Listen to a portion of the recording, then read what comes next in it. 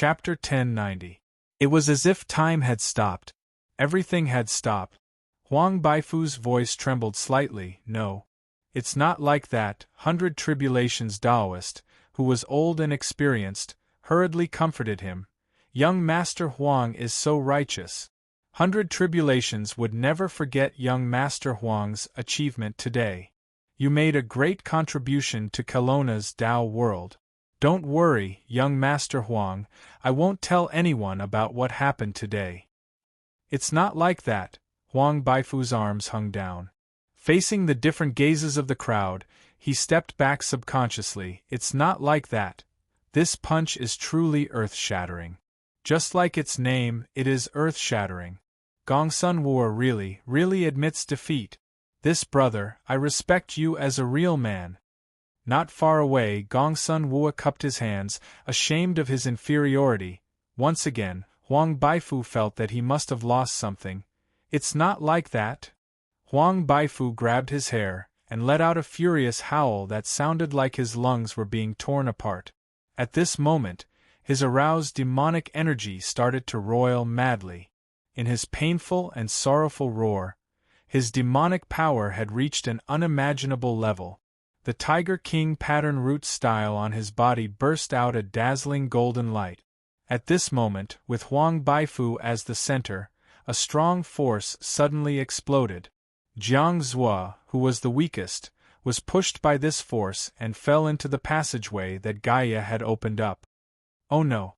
This guy is overstimulated and has qi deviation. The divine beast White Tiger's power is going out of control. Gong Fanqing saw a clue at this moment, and couldn't help but sound a little anxious. However, just as her voice sounded, Huang Baifu's body shot out instantly. Gong Fanqing's voice seemed to have turned on the switch of the demonized Huang Baifu, and he directly found her. Don't come over! Gong Fanqing screamed at this time. She was not afraid of being found by a peerless powerhouse, but she was absolutely unwilling to be found by a peerless powerhouse with a certain smell. In a split second, 100 Tribulations Taoist chose to rush into the passageway where Jiang Zhua fell to save him. Gong Fanqing didn't want to touch Huang Baifu at all, so she frantically distanced herself from him. Huang Baifu's punch, and then bombarded the huge door that had been cracked by Taiset's. At this moment, the huge metal door seemed to let out a sorrowful cry. The two doors finally couldn't withstand Huang Baifu's demonized punch, and were instantly broken.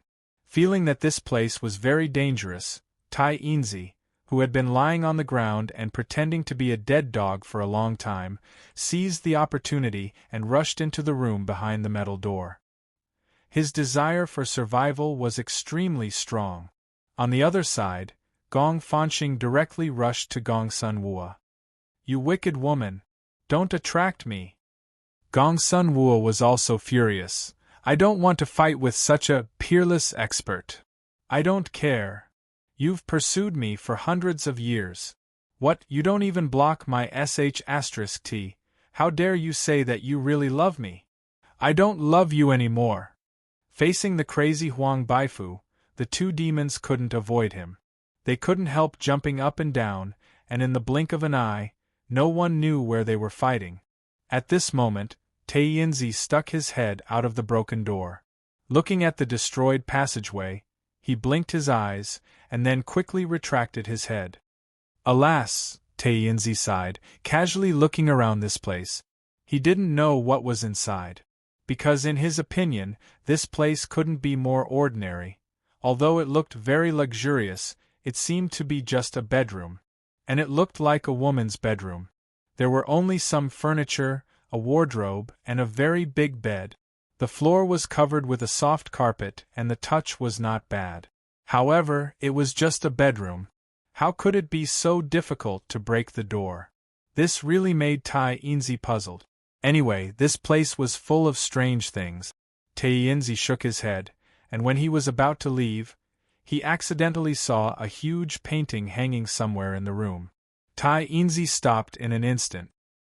He raised his head and looked at the painting, opening his mouth in a daze. In the painting, there was a girl sitting on a chair, showing a very sweet smile, and wearing a unique headdress on her forehead. On the headdress, there was the same coat of arms as on the metal door. The girl in the painting was Gaia. No. Should it be the girl who looked like Gaia? Or was it that all the Gaias looked like this little girl? But this wasn't what surprised Taiyinzi the most. What surprised him the most was that there was a young man standing next to the girl's chair. The young man's clothes were almost similar to the girl's, and he also wore the same headdress on his head, with the same peculiar coat of arms, and the two looked very intimate. But this young man, this is the boss? Taiyinzi was shocked, and his eyes widened. F***ck? What's going on? Falling all the way, Jiang's screamed in horror. Finally, Jiang's body fell to the ground, and he even felt that his bones were broken. Fortunately, he was a cultivator who had been through physical training. If he was an ordinary person, he would have been smashed to pieces. Jiang's crawled up in pain, but the moment he got up, he was instantly stunned. This is not, Jiang's was shocked to find that after going around in circles, he had returned to the huge room where the myriad essence pool was. In front of him, those huge printing arms were still there, but many of them seemed to have been damaged. Above his head was a passage that led to the top, and who knew how many levels it had to go through to reach the place he came from. Jiang's shuddered, and found that he had fallen into the myriad essence pool. But what puzzled him was that the pool had completely dried up. In the pool, there wasn't a single bit of myriad essence left. Did that gigantic Gaia use up all the materials here? Jiang's frowned, and saw that although the myriad essence pool had been used up, there was still a strange crystal left. It was only the size of a fist, and just happened to be not far from where he had fallen, emitting a faint colorful light. Jiang's subconsciously picked up the crystal, and felt a moist feeling on his palm. He flipped open his palm and took a look. He discovered that there was some colorful, powder-like, peculiar substance stuck to his palm. Furthermore, it was moist. This substance seemed to have leaked out from this crystal. This is myriad essence? Jiang's rubbed his fingers in disbelief, and looked at the crystal in his hand again. Could it be that this thing can produce myriad essence? Jiang's. At this moment, the 100 Tribulations Taoist's voice came from above. Jiang's shuddered, and subconsciously put the strange crystal in his arms, and shouted, "President, I'm fine." The next moment, the 100 Tribulations Taoist fell into the myriad essence pool. He looked around, frowning, but didn't say anything, and directly grabbed Jiang's collar. "Let's go." The 100 Tribulations Taoist carried Jiang's and rushed all the way back to the original place. Fortunately, the exit opened by the Taisetsu was still there.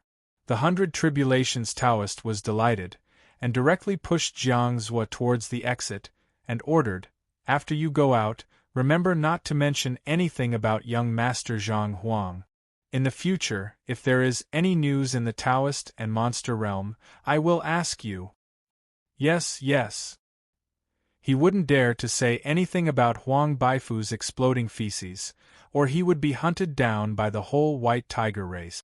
Seeing Jiang's body disappear into the passage, the 100 Tribulations Taoist let out a sigh of relief.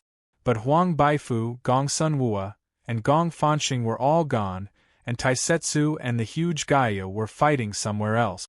The 100 Tribulations Taoist could only estimate the location by the sound. He frowned. For him, the most important thing was to evacuate all the Taoist monsters here. But Taisetsu wasn't here, so the 100 Tribulations Taoist couldn't continue to look for others. He pondered, and at this moment, he heard some strange sound. It was like metal colliding with metal or some kind of footsteps. The 100 Tribulations Taoist raised his head and looked at the broken metal door. A strange dog made of metal slowly walked out. This strange metal dog seemed to be the one in Jiang's arms. At this moment there was a roll in the mouth of the strange dog, which seemed to be some kind of paper. The moment the strange dog saw the 100 Tribulations Taoist, it opened its mouth in surprise, and the roll fell out of its mouth. It was so scared that it hurriedly picked it up again. The 100 Tribulations Taoist frowned. He felt that this metal dog was very suspicious, so he walked towards it. Looking at the 100 Tribulations Taoist, the metal dog, Taiyinzi panicked, but his expression was very calm, and he even wagged his tail at the 100 Tribulations Taoist. The 100 Tribulations Taoist frowned deeper.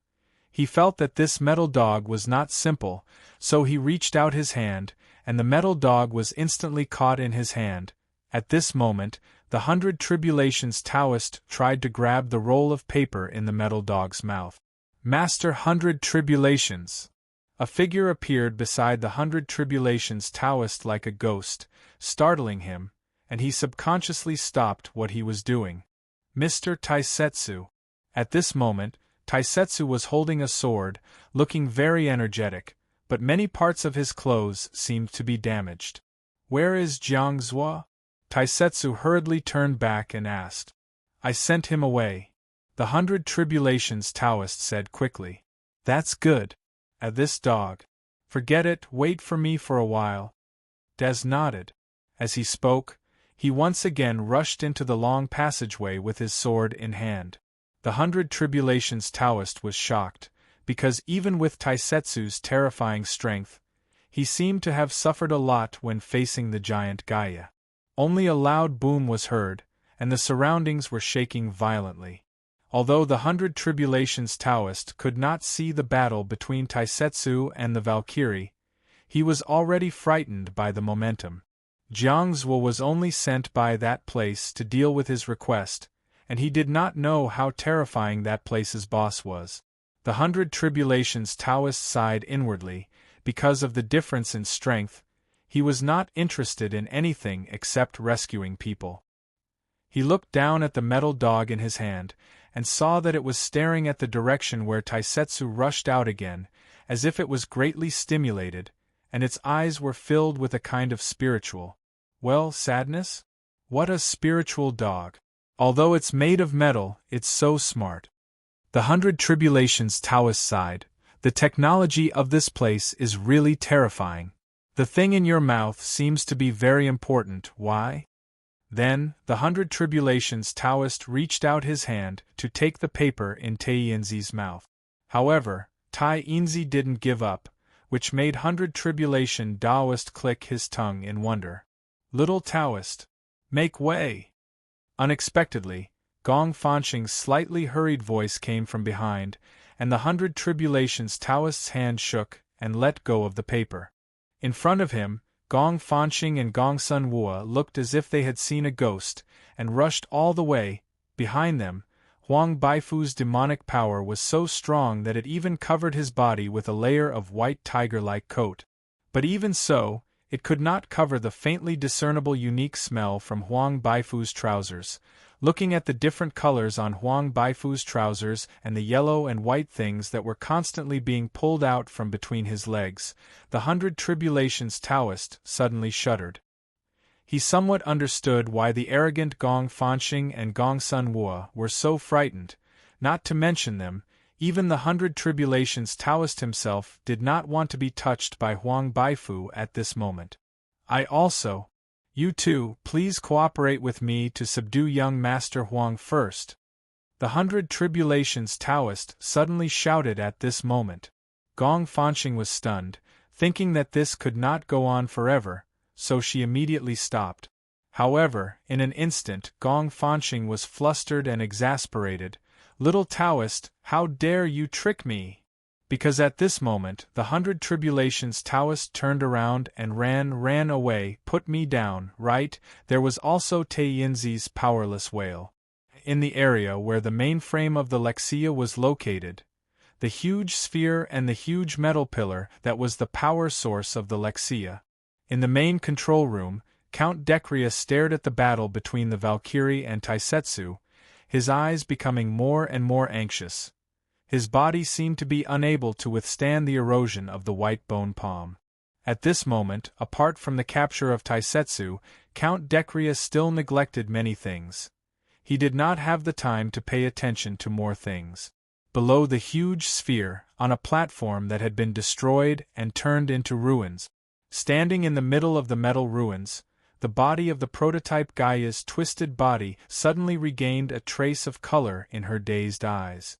At this moment, something fell from the long purple hair behind her head. It was a black ring.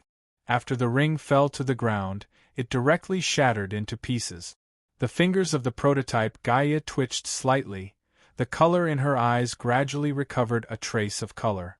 At the same time, the metal ruins that had buried her were instantly dispelled, and the prototype Gaia slowly floated up. Her eyes were clear but also turbid. Chapter 1091. Jessica was pacing back and forth anxiously. It had been some time since they climbed to the top of the mountain. Luochio hadn't come out of the palace yet. Chinchuyu sat on the ground with her legs crossed, closing her eyes. The Green Lotus sword song was currently placed on her legs, and it would occasionally let out a faint sword hum. Miss Maid was facing the Penglai Palace, waiting quietly. Jessica thought this maid of the club was too patient. She didn't move at all from the beginning, like a sea watcher on the cliff. You don't seem to be worried?" Jessica came to Yuye's side, lowering her voice and asking. "Don't worry." Miss Maid smiled. "No individual in any sense can hurt the master."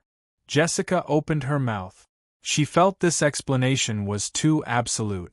She shook her head, and when she was about to say something, she suddenly felt a slight vibration from the ground. In fact, not long before this tremor, there was another terrifying phenomenon.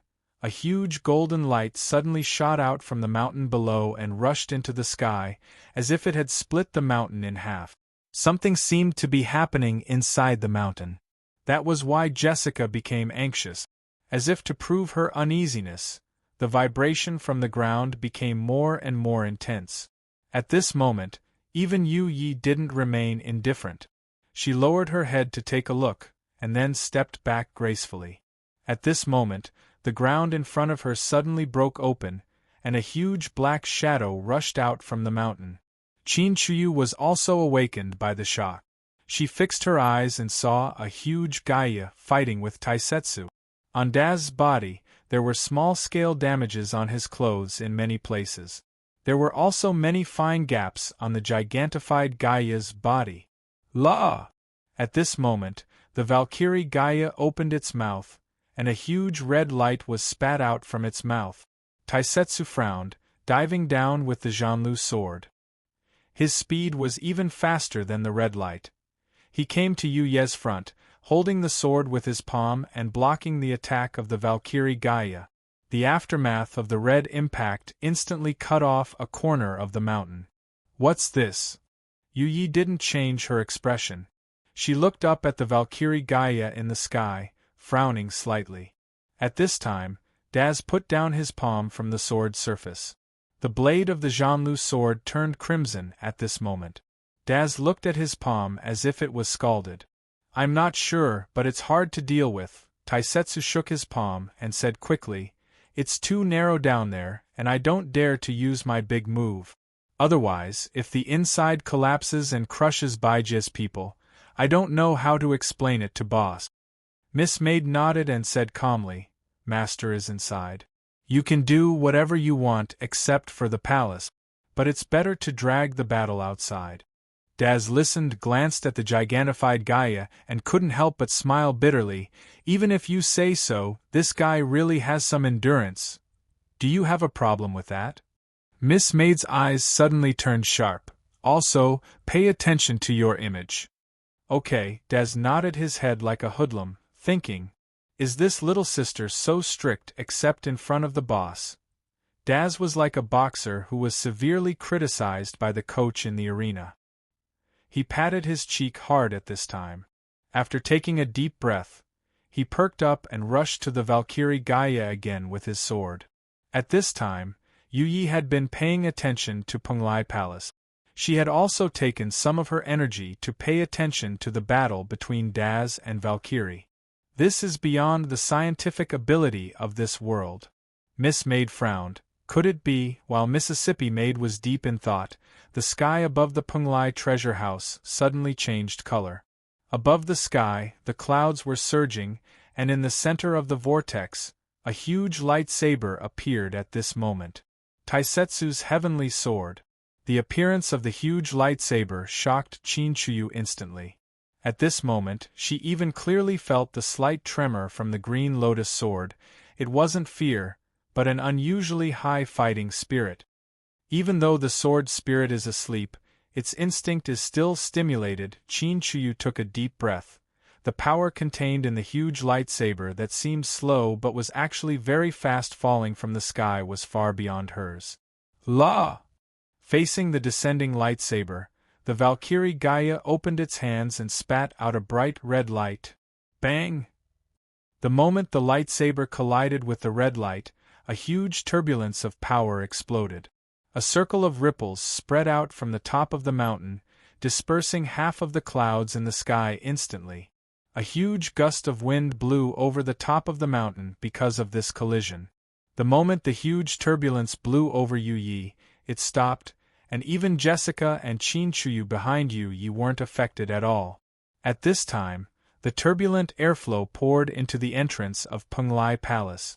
At the entrance of Penglai Palace, two figures were moving forward without being affected by the strong wind. Emo Xiaofei and Juefeng. They were in the Penglai Palace, watching Luo Qiu enter the crystal where the Penglai Immortal's corpse was sealed. Obviously, they had heard the huge movement outside the Penglai Palace. Shocked, they instantly rushed out to check the situation.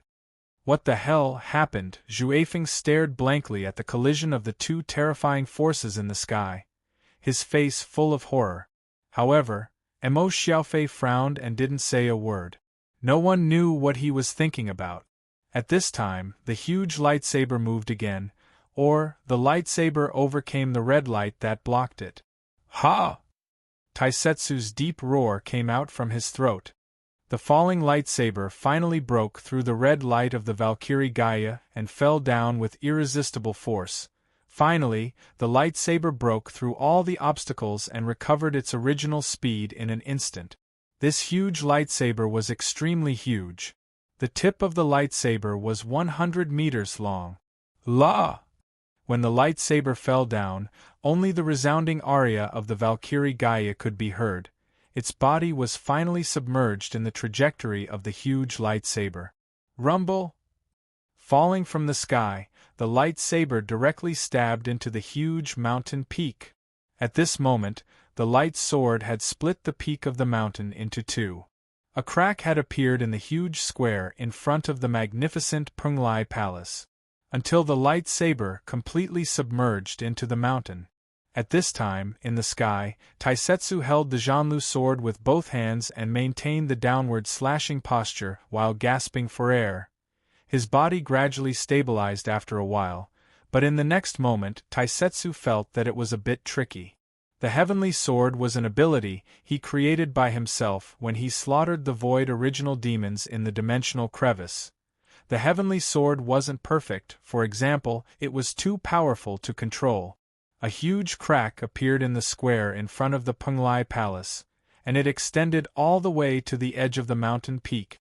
At this moment, not only the square in front of the Penglai Palace was split into two by the lightsaber, but the entire mountain peak was also split open.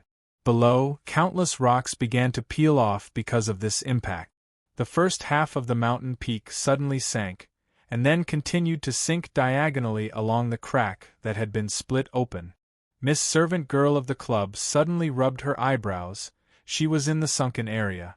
Therefore, Miss Servant Girl could only wave her hand. Instantly, a light ball wrapped Chinchuyu and Jessica, and they slowly floated up. Rumble, rumble, rumble. The split mountain peak kept falling down. The huge mountain peak started to split again at the moment it fell, and the momentum even shook the entire Penglai treasure house.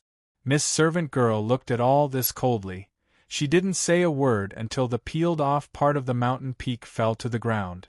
Because, when the whole body was split open by Taisetsu, the thing buried deep in the mountain peak finally revealed a corner of its original appearance.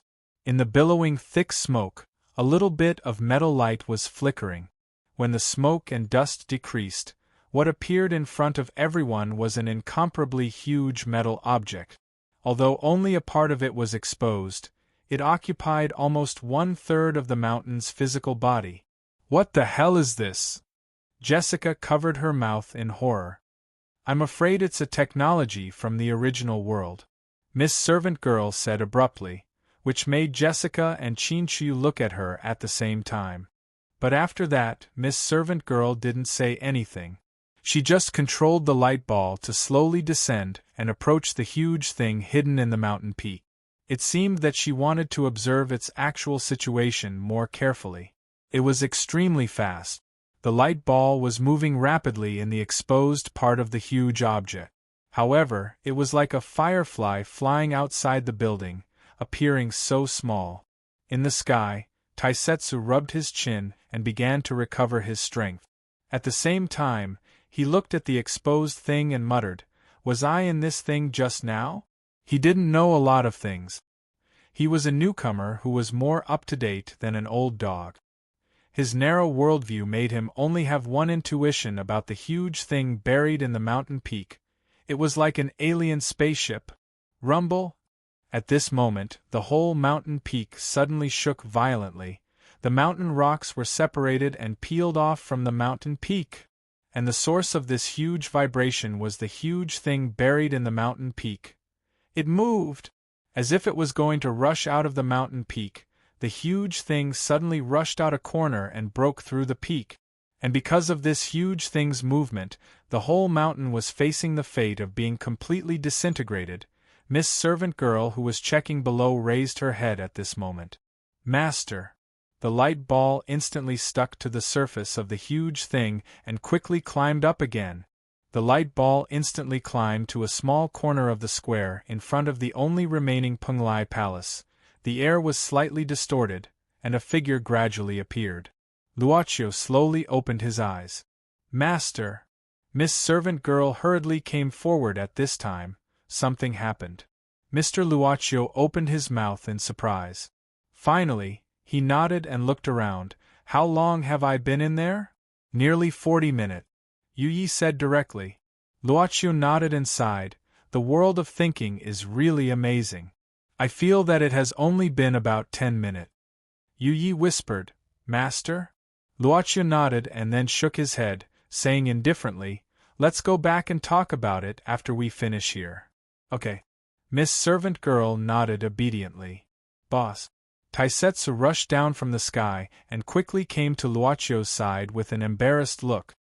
He remembered that Miss Servant Girl said that the battle should not affect the palace as much as possible, so he was quite nervous. "Well, boss, did I disturb you?" Luochio waved his hand and said, "It's okay, I came out by myself." With that, Luochio's eyes seemed to be attracted by something and looked forward. At this moment, the huge thing buried in the mountain had completely broken through the mountain and rushed to the sky. The huge body was now shuttling in front of everyone's eyes. The shadow completely covered the entire Penglai Palace.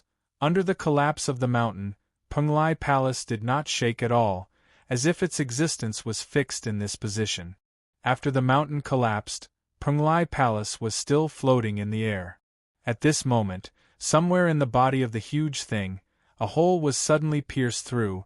From the hole, several figures were crazily rushing out and rushing towards the floating Penglai Palace. The leader was 100 Tribulation Taoist. Behind him were Gong Fanxing and Gong Sun Wua. The reason why they were panicking now was not because of the changes outside, but because of Huang Baifu, who was chasing after them.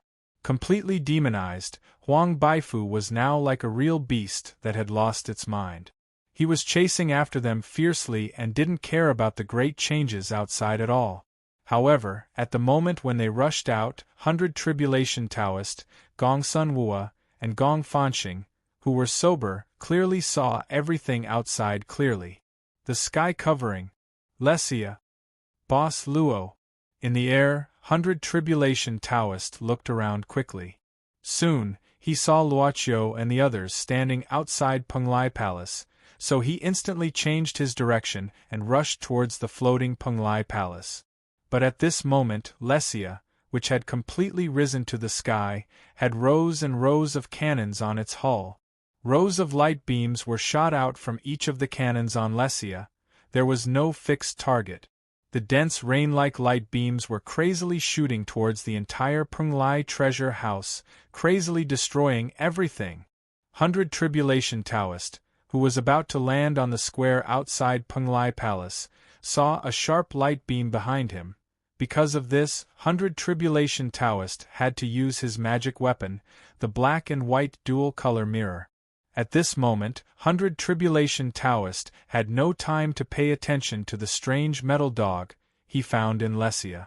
He had to throw it away and focus on the light beam that was shooting towards him. When his body suddenly lost gravity and directly fell down, Taiyinzi was calm inside. He even blinked his eyes and subconsciously moved his limbs, falling down. I saw my master. I finally saw my master. In this dangerous place, I finally found my backer.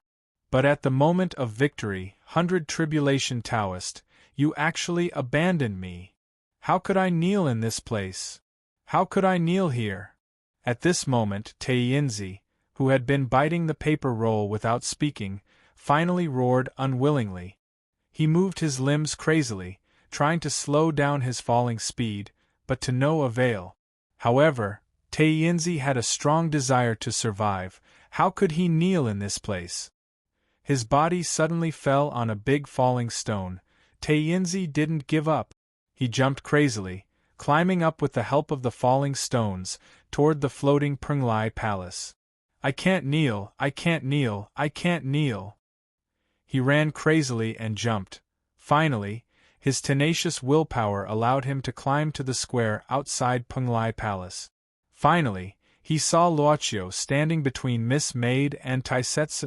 It's not easy. Master. I finally see you. Master, I'm Taiyinzi.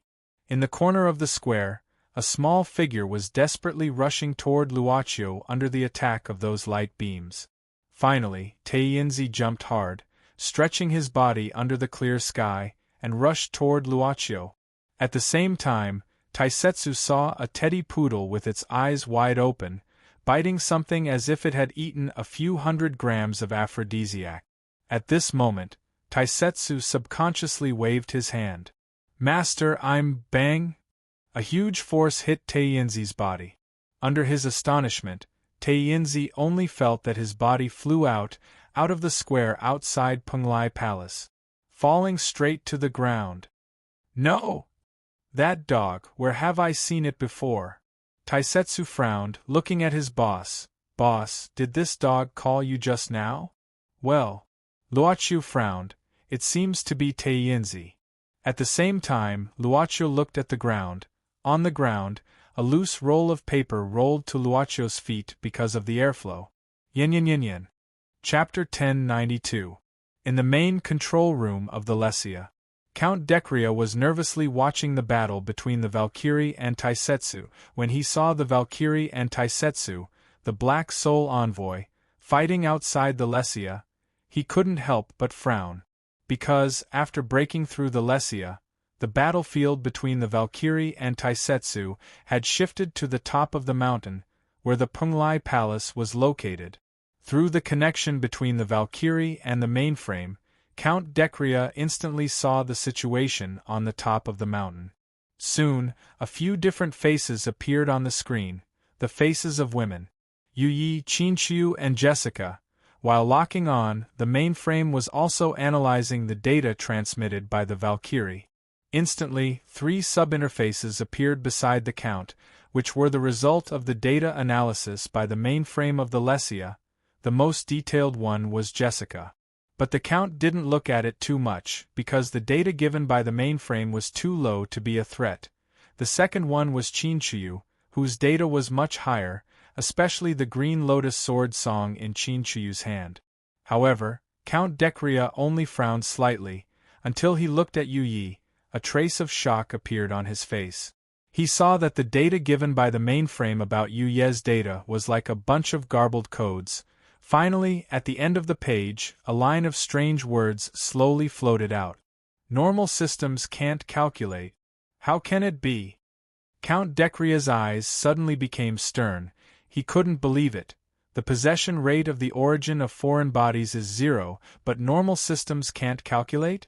What's going on? Even Taisetsu, who was fighting with the Valkyrie, the mainframe didn't give a conclusion of normal systems can't calculate. In an instant, Count Dekria's face slightly changed. He recognized the origin of the blonde woman in the black and white dress from the data in Taiyinzi's memory. The official agent of the origin is here? Count Dekria pressed his hands on the pillar in front of him. Not only that, 2 more pillars popped out from the left and right of the pillar. The Count's hands moved back and forth on the 3 pillars at lightning speed. In front of his eyes, one screen after another floated, densely packed together, almost occupying the entire space of the main control room. It was searching for traces of the origin, agent in Taiyinzi's memories, but Count Dekria was unable to find any trace of the agent. Even though it had gone through Taiyinzi's memories, it could not picture the full picture of this legitimate agent in its mind. Everything about Taiyinzi's legitimate agent, including his voice, appearance, and speech, was almost covered with a layer of fog. This was the Origin's protection for its official representative. Even through the Black Soul Envoy, it could not be seen. Damn it, if the official representative is here. Count Dekria punched the pillar.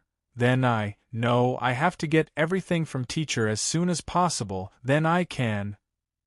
Count Dekria took a deep breath and slowly pressed his hand on the pillar in the center. At this moment, the entire Lesia began to tremble slightly. In the air, there was suddenly a slight explosion sound.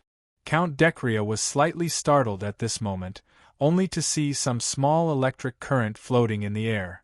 At the same time, a numbing sensation spread from his palm that was pressing down on the cylinder. Count Dekria instinctively retracted his arm. A bolt of lightning visible to the naked eye coiled around the cylinder. Count Dekria was startled. He immediately recalled something and his face was filled with fear. At this moment, Count Dekria abruptly turned around and looked at the edge of the main control room with a nervous expression. The outer shell of the sphere in the main control room was melting bit by bit. At the opening, a face that couldn't be more familiar with Count Dekria appeared clearly in front of it. Knowing that the opening was opened, a petite figure was slowly pushed into the control room by an invisible force. Her gaze was empty and devoid of spirit, as if it was covered by a layer of fog. The hair that fell in front of her forehead almost covered half of her face. Trial type. No. You woke up. At this moment, Count Dekria seemed to have seen the thing he feared the most in his life. He instantly retreated a few steps. His voice even slightly trembled. Brother. Facing Count Dekria's voice, she seemed to be touched by something and slowly raised her head. She suddenly stopped moving again. After the initial panic, Count Dekria gradually calmed down. He carefully looked at the trial type in front of him, moving the hand that was fused with the bones of the white hand bit by bit. At this moment, a black substance slowly gathered on the white hand, like some fragments. Sure enough, the twin snake ring was destroyed. Count Dekria furrowed his brows. The second level of release is indeed a little too forceful. Count Dekria took a deep breath. The finger bones on his skeletal hand moved slightly, and the black fragments hovering above his palm began to assemble bit by bit. Not a single crack could be seen at all. It was as if the main control room had been restored after being destroyed, and the driving force of the metal cylinder had returned to its original position, the power from the origin. But at this moment, due to the low rate of foreign source, Count Dekria had to endure extreme pain to complete the restoration of the twin snake ring. He glanced at the screen, at the intense battle between the Valkyrie and the Taisetsu. When the huge sword of light condensed in the sky, the Count's eyebrows fiercely twitched. However, to him, the most important thing was to restore the twin snake ring to the trial type Gaia. Gaia remained motionless, her gaze empty and lifeless, as if she was a soulless shell. Count Dekria cautiously approached her. He held the restored black ring in both hands, and gently, he put it on the trial type Gaia's head. Time passed extremely slowly, so slow that Count Decria felt as if he had returned to his unconscious state. Every second felt like torture to him. You shouldn't have awakened. You shouldn't exist, Count Decria said softly. The black bracelet finally landed on top of her head and slowly slid down. At this moment, the bracelet came to life and turned into two small black snakes. They instantly sank into her long hair and bit the back of her head. Count Decria nervously watched all this. Finally, he heaved a sigh of relief, because the situation wasn't that bad. At this moment, an even more violent tremor came from outside the Decria. On the mountain peak, Taisetsu's light sword had already split open the mountain. In the main control room, most of the effects obtained from the Valkyrie Gaia had disappeared. Count Decria frowned and pressed his hand on the cylinder again. The images that had disappeared were restored. One of them was regarding the Valkyrie Gaia. In the image, the Valkyrie Gaia's body had suffered great damage. Its body had sunk into the rocks and fallen to the ground. Seeing the crack that extended from the left shoulder all the way to the right waist of the Valkyrie, Count Decria was enraged. To actually destroy my masterpiece to such an extent, but, Count Decria sneered, a Valkyrie Gaia won't be destroyed so easily. As if to verify Count Decria's words, the wounds on the Valkyrie Gaia's body that had fallen into the depths of the mountain suddenly melted, transforming into a mercury-like liquid that gradually converged. The Valkyrie Gaia slowly recovered. However, it seemed that the Valkyrie Gaia still needed some time to recover. However, Count Decria was unable to withstand the backlash. Before that, to make matters worse, he had to activate some of his origin power to repair the Black Twin Snake Ring, which reduced his time. Thus, he clenched his teeth and said with a ruthless expression, "It's time for the royal ship Lesia to reappear." Count Decria placed his palm on the control column again. Instantly, the two huge cylinders that acted as the power source started to rotate crazily. It was constantly paying attention to the outside world. After losing the vision of the Valkyrie Gaia, the Lesia immediately switched to another surveillance method. Looking at the club maid who was inspecting the exposed hull of the Lesia, Count Decria instantly frowned. "I don't have the power of the royal family, so the Lesia can't display its full power. It might be difficult to deal with something that can't be calculated. The problem is that the official representative hasn't appeared yet. Is he hiding somewhere? Damn it, what does he want to do?" Count Decria suddenly grabbed his hair, his lips moving rapidly. "Now, the most important thing is to increase the percentage of my foreign origin. If I can't even become a candidate, everything will be in vain." "Brother," while Count Decria was deep in thought, the voice of the trial-type Gaia sounded behind him again. This made Count Decria abruptly turn around. He saw that the trial-type, that should have returned to control, was now staring at one of the many screens in a daze. "Brother," on the screen, a young man appeared bit by bit from the distorted air.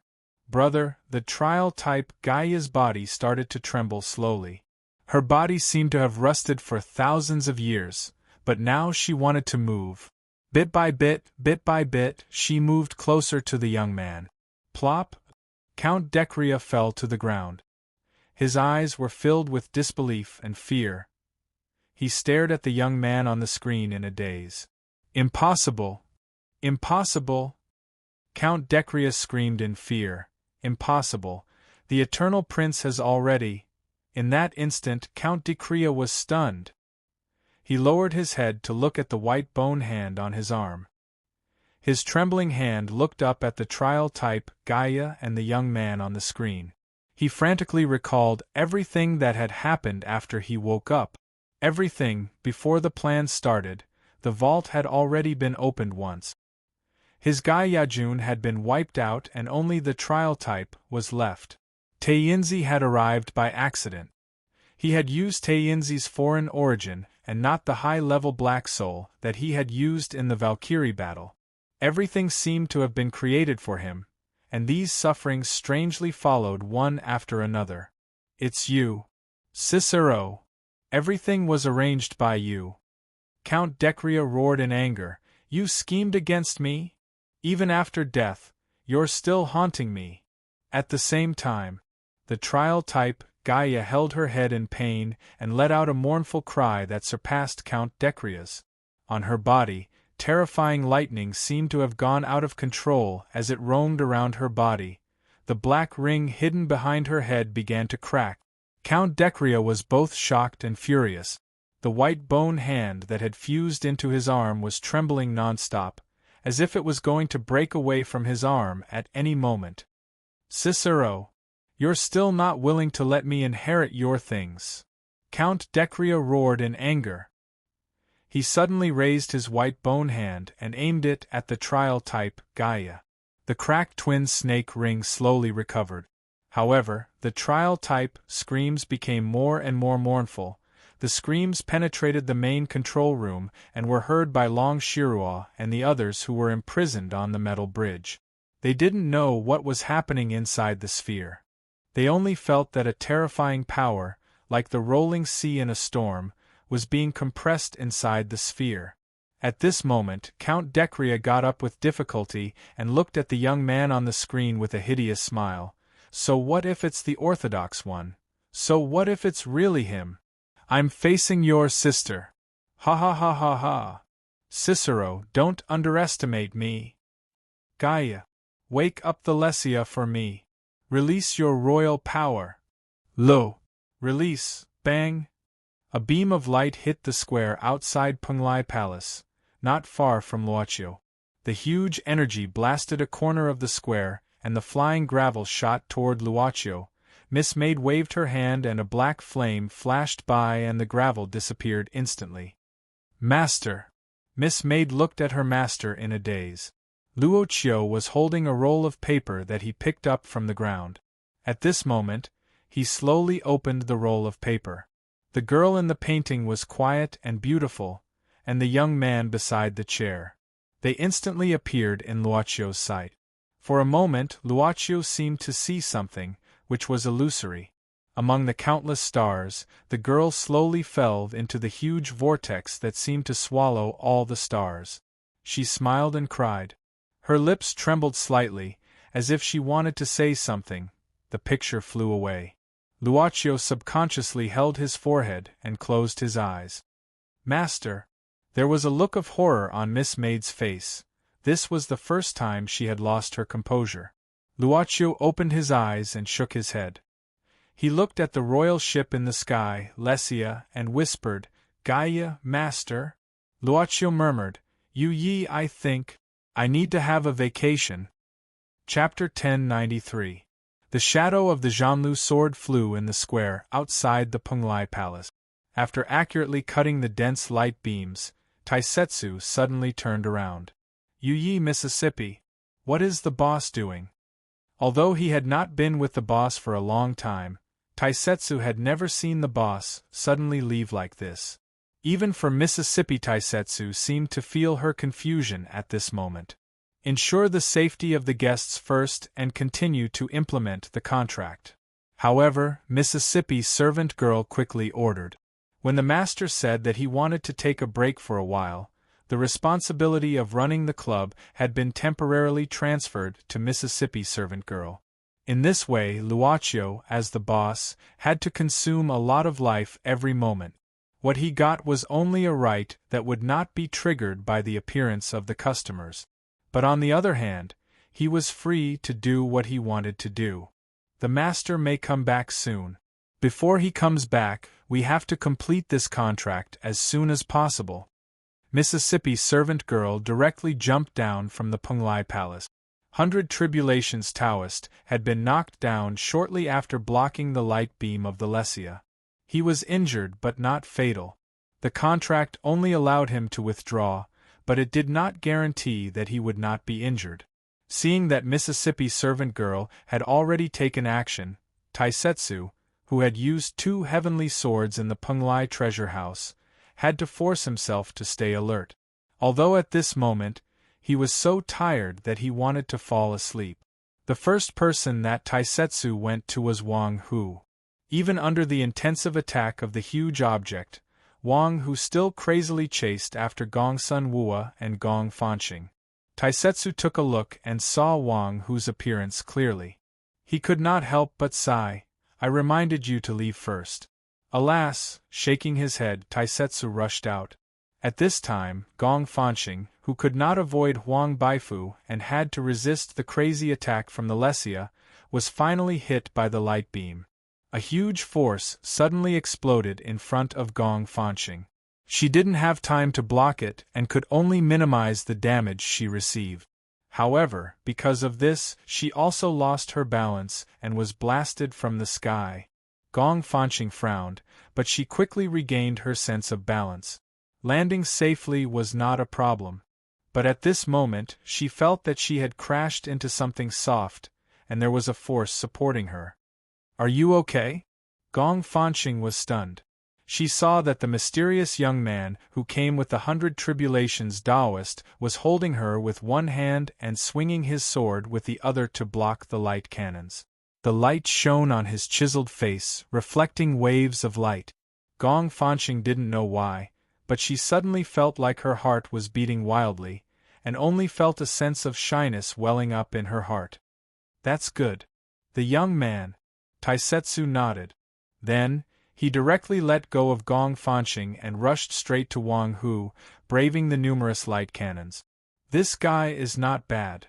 Gong Fanqing looked at Taisetsu's back and muttered in a low voice. The light cannons almost covered half of the Penglai treasure vault. Outside, the sound was like thunder, and even the ground seemed to be shaking. However, inside the Lesia, it was very quiet at this moment. It was so quiet that one could hear the light sound of footstep. Long Shirua heard the sound of footstep. She lowered her head and slowly raised it. She only felt that the footsteps were approaching. In front of her, Su Zijuan had obviously seen who was approaching earlier. Long Shirua's scattered hair covered Long Shirua's sight, but she could see Su Zijuan's deflated expression at this time. She looked back hard, but at this moment, the metal cross that trapped her suddenly melted, and she proudly broke free. It's you. Long Shirua fell slightly after landing. The person who appeared on the metal bridge was the club's boss. Long Shirua always felt that during this period, she had encountered Luochio a little too many times. We meet again, Miss Long, Luochio nodded and simply greeted. Long Shirua couldn't help but be stunned. The person in front of her was the boss of that place she knew. But this meeting was a little different. He was no longer gentle and elegant, giving people a refreshing appearance. At this time, Long Shirua suddenly had a feeling that the boss in front of her was very similar to the one she had met for the first time. But before Long Shirua could think carefully, Su Zijuan, Chichikamaya and the others also broke free one by one. After landing, Su Zijuan grabbed her wrist and twisted it, frowning and walking over. This Xianyuan royal princess's face was frighteningly gloomy at this time. Under the astonished gaze of Long Shirua, Su Zijuan came in front of Luochio, raising her head and saying, "Do you want to do business with me? I want to buy your head. You can name as many as you want." The rich and overbearing Xianyuan royal princess once again showed Luochio what it meant to do whatever one wanted, but Luochio shook his head this time. "I am very sorry, Miss Zijuan, but I am temporarily unable to do any business with you." "What?" Su Zijuan was stunned and asked in astonishment, "Then what are you doing here?" "I think." Luochio looked at the huge sphere in front of him and said with uncertainty, "I might be here to deal with some personal matters." Because of Luochio's gaze, everyone couldn't help but look at the huge sphere in front of them. Ever since Count Decrea entered, he never came out, but there were several miserable screams that came out from inside. "What do you mean?" Long Shirua frowned. Luochio only shook his head and didn't say anything. He took a step forward. With this step, he appeared directly in front of that huge sphere. "There is an invader from another world inside here. He wants to harm the entire world." Long Shirua's expression changed drastically. She recalled the invader's words. With the help of the Book of Araya, He could rewrite the entire world's history and become the god of the entire world. Long Shiruo knew the rules of the club. Even though she didn't know exactly how deep the club's foundations were, she suddenly understood why Count Decrea wanted to use the Book of Araya to rewrite history. Sacrifice. Long Shiruo didn't know what the invader's goal was, but if he wanted to use the entire world's life as a sacrifice, if the world is really going to perish, what can you do? Luochu turned around and glanced at Long Shiruo. At least I won't sit and wait for death. Long Shiruo said angrily. Just because my fate is death, I will accept it? Bullshit. I think so. Luochu smiled faintly and said softly, Actually, I like Miss Long's frankness. I hope you can keep it. It's too dangerous here, let me send you away. Before anyone had time to react, they felt the scene in front of them change abruptly. After that, they appeared outside the Lesia and landed on the square outside the Penglai Palace. Not only Long Shiruo, but also Su Zijuan, Chi Kamaya, even Xiao Xingma, who had just woken up, felt confused. It was as if some efforts would be easily negated. Yes, no matter how hard you tried, it might be useless in the end. Bastard! Long Shiruo roared at the sky. Miraculously, even though it was crazily rotating and producing a huge amount of power, the rotating huge metal pillar did not make much noise. Luochu walked forward and the spherical main control room suddenly split open to reveal an entrance. Clearly, this was the main control room's hatch. Within the control room, there was no normal lighting, only the light from the large number of screens floating in the air made everything visible. Luochu saw a young lady here. Gaia. Intuition told Luochu that this Gaia before him was different from all the other combat type. Other than Gaia, there was no other existence within the main control room. Luochu frowned. Intuition told him that before he arrived, someone had already left. It was likely Cicero's student. Not encountering Count Decrea here, Luochu was not too disappointed. He simply walked toward the young lady who had her eyes closed. The young lady looked at Luochu with an empty gaze, without focus, without emotion. What are you looking at? Standing in front of the young lady, Luochu suddenly became absent-minded. He closed his eyes and some blurry things began to appear in front of his eyes. But it was just a flash, too fast for him to catch. For Luochu, this was an extremely inconceivable thing, as the club's boss. A strange emotion, like an erupting volcano, instantly broke through the limits of Luochu's emotions. Anger. An unprecedented anger, as if it did not belong to him, but it originated from the depths of his soul. Luochu was like a bystander. When this anger erupted, he carefully analyzed it, but what made him shocked was that this anger came too naturally and too intensely. He did not even want to make a rational analysis. It was as if he was willing to let this anger consume him. At this moment, a long spear formed by lightning quietly swung out from the young lady's hand. It directly pierced through Luochu's chest. Luochu opened his eyes. That blurry and unclear mess of information was instantly expelled from his mind. The young lady's hand that was holding the lightning spear kept trembling. The young lady was still expressionless. Her gaze was still empty, without any light, but tears flowed down her cheeks. And on her forehead, a golden emblem slowly appeared. Lightning, in an instant, exploded from Luochu's chest. In the main control room, a bolt of lightning exploded. Luochu's body was completely shattered by the lightning. And at this moment, the young lady's hand that was holding the lightning spear dropped down. Large drops of tears flowed out. Her eyes were still like stagnant water without any ripples. In the air, traces of black fog gradually floated. Very quickly, this black fog condensed into Count Decrea. The current Count Decrea stared at the spot where Luochu's body disappeared. His eyes flashed with a trace of ecstasy. The legends are indeed true. The power of the royal family can really kill an orthodox source. Ha ha ha ha ha ha ha ha ha ha ha. Ha ha ha.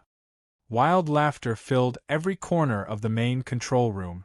Even if Count Decria's body was on the verge of collapse, it could not conceal the ecstasy in his heart. At this moment, looking at the spot where Luaccio disappeared, Count Decria laughed sinisterly. Although I don't know why you are like him, but he will never return. In order to kill the source, he was already erased long ago. And you are really wasting a gift from heaven. You became an orthodox source, but you didn't raise your compatibility with the source. You only became an orthodox source for a year?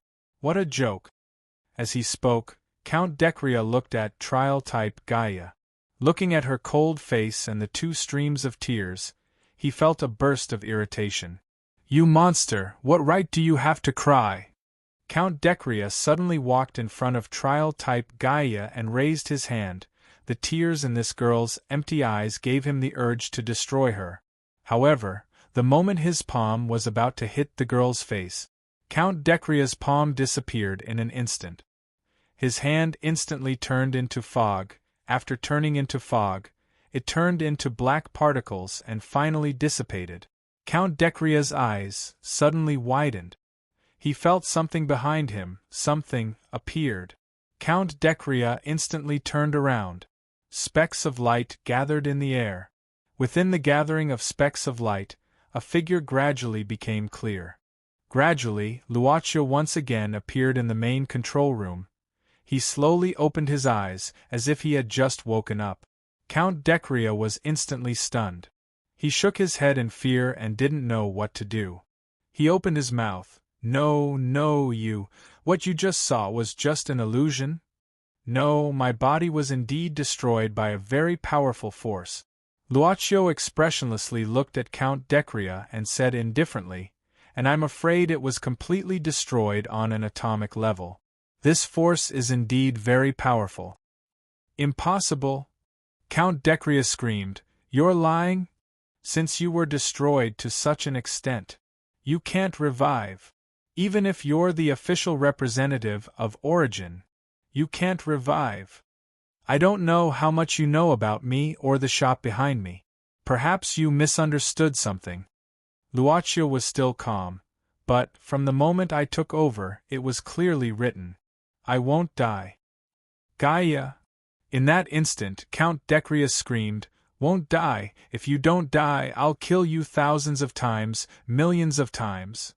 As Count Decria screamed, the girl slowly raised the lightning spear in her hands again. Only, the speed at which she did so was extremely slow. Her arms seemed to be resisting something. Finally, a trace of struggle could be seen on her numb face. Gaia! Gaia! You want to disobey my orders? The Count's voice suddenly stopped. That black twin snake ring instantly shattered and fell out from the girl's long hair.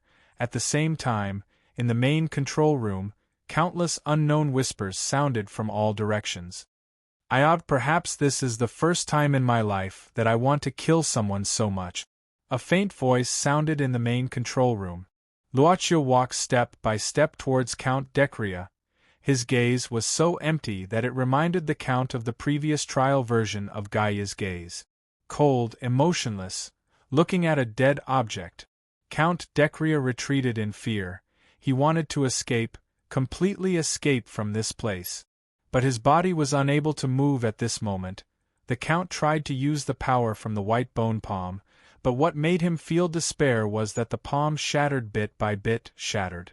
At this moment, Count Decria saw a huge door appear behind Luaccio. The moment the door appeared, Count Decria immediately knelt down.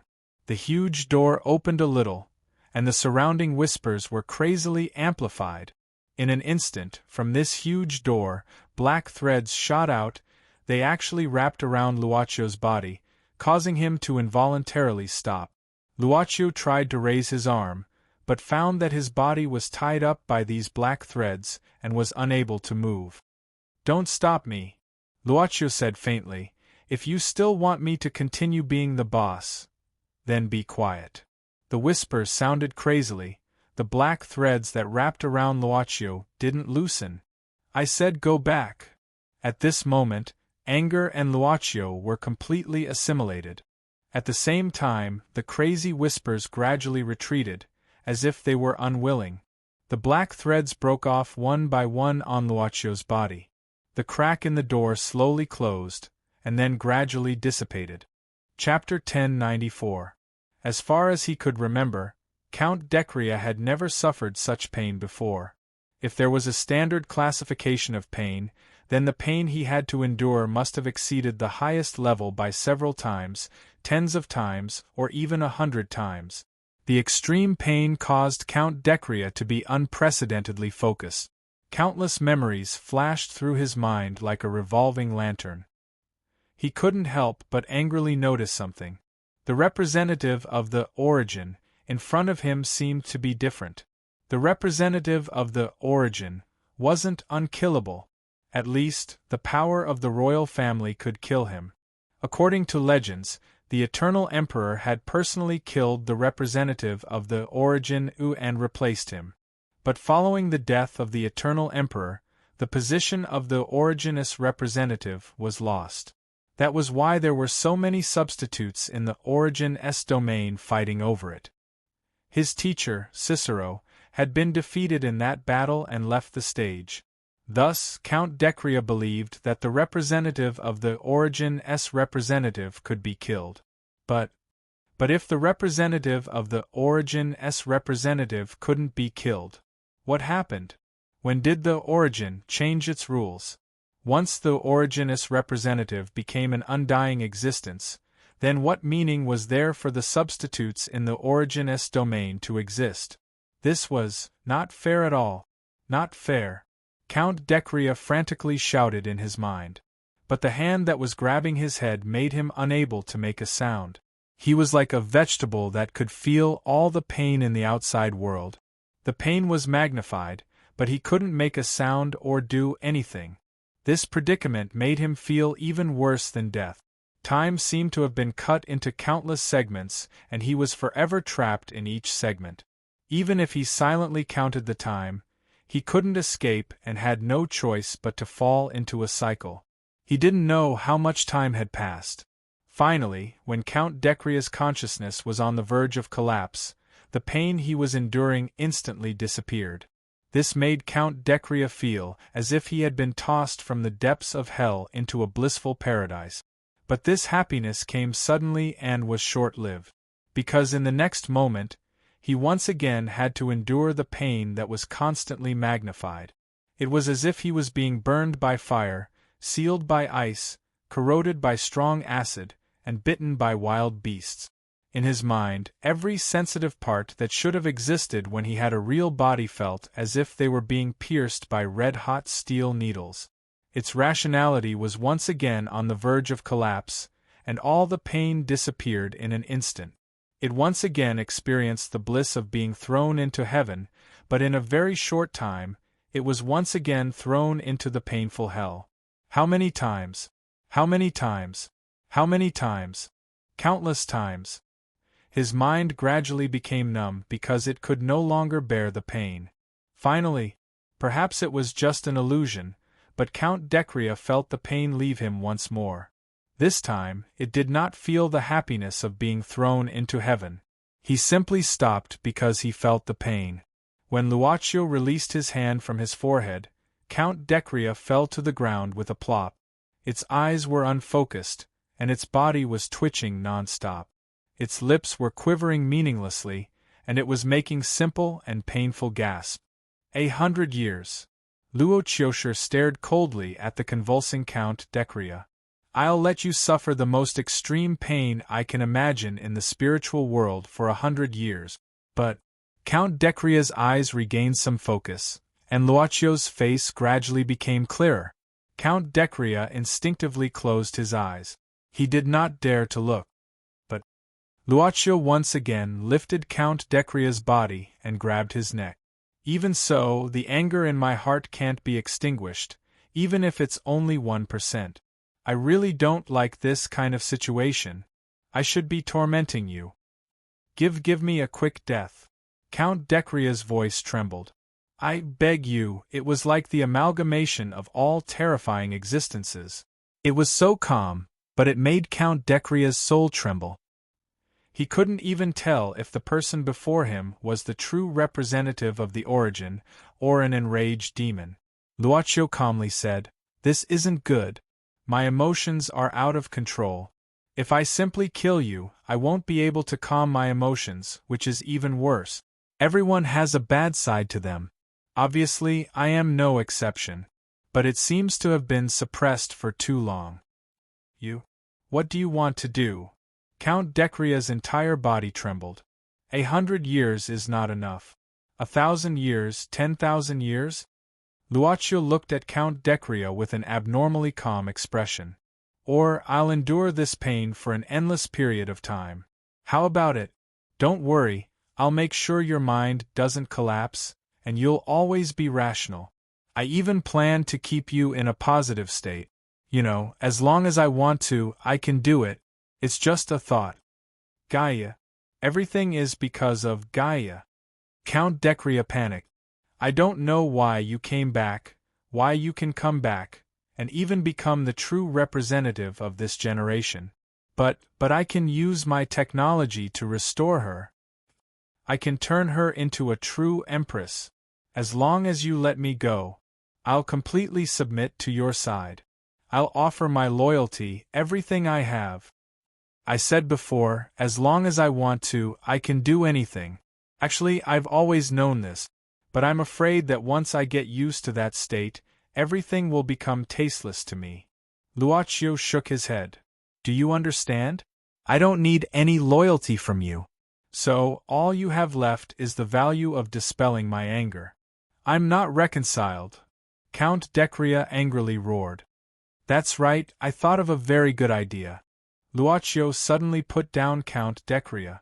Under his astonished gaze, Luocio said, Cicero seems to have left you with some difficulties.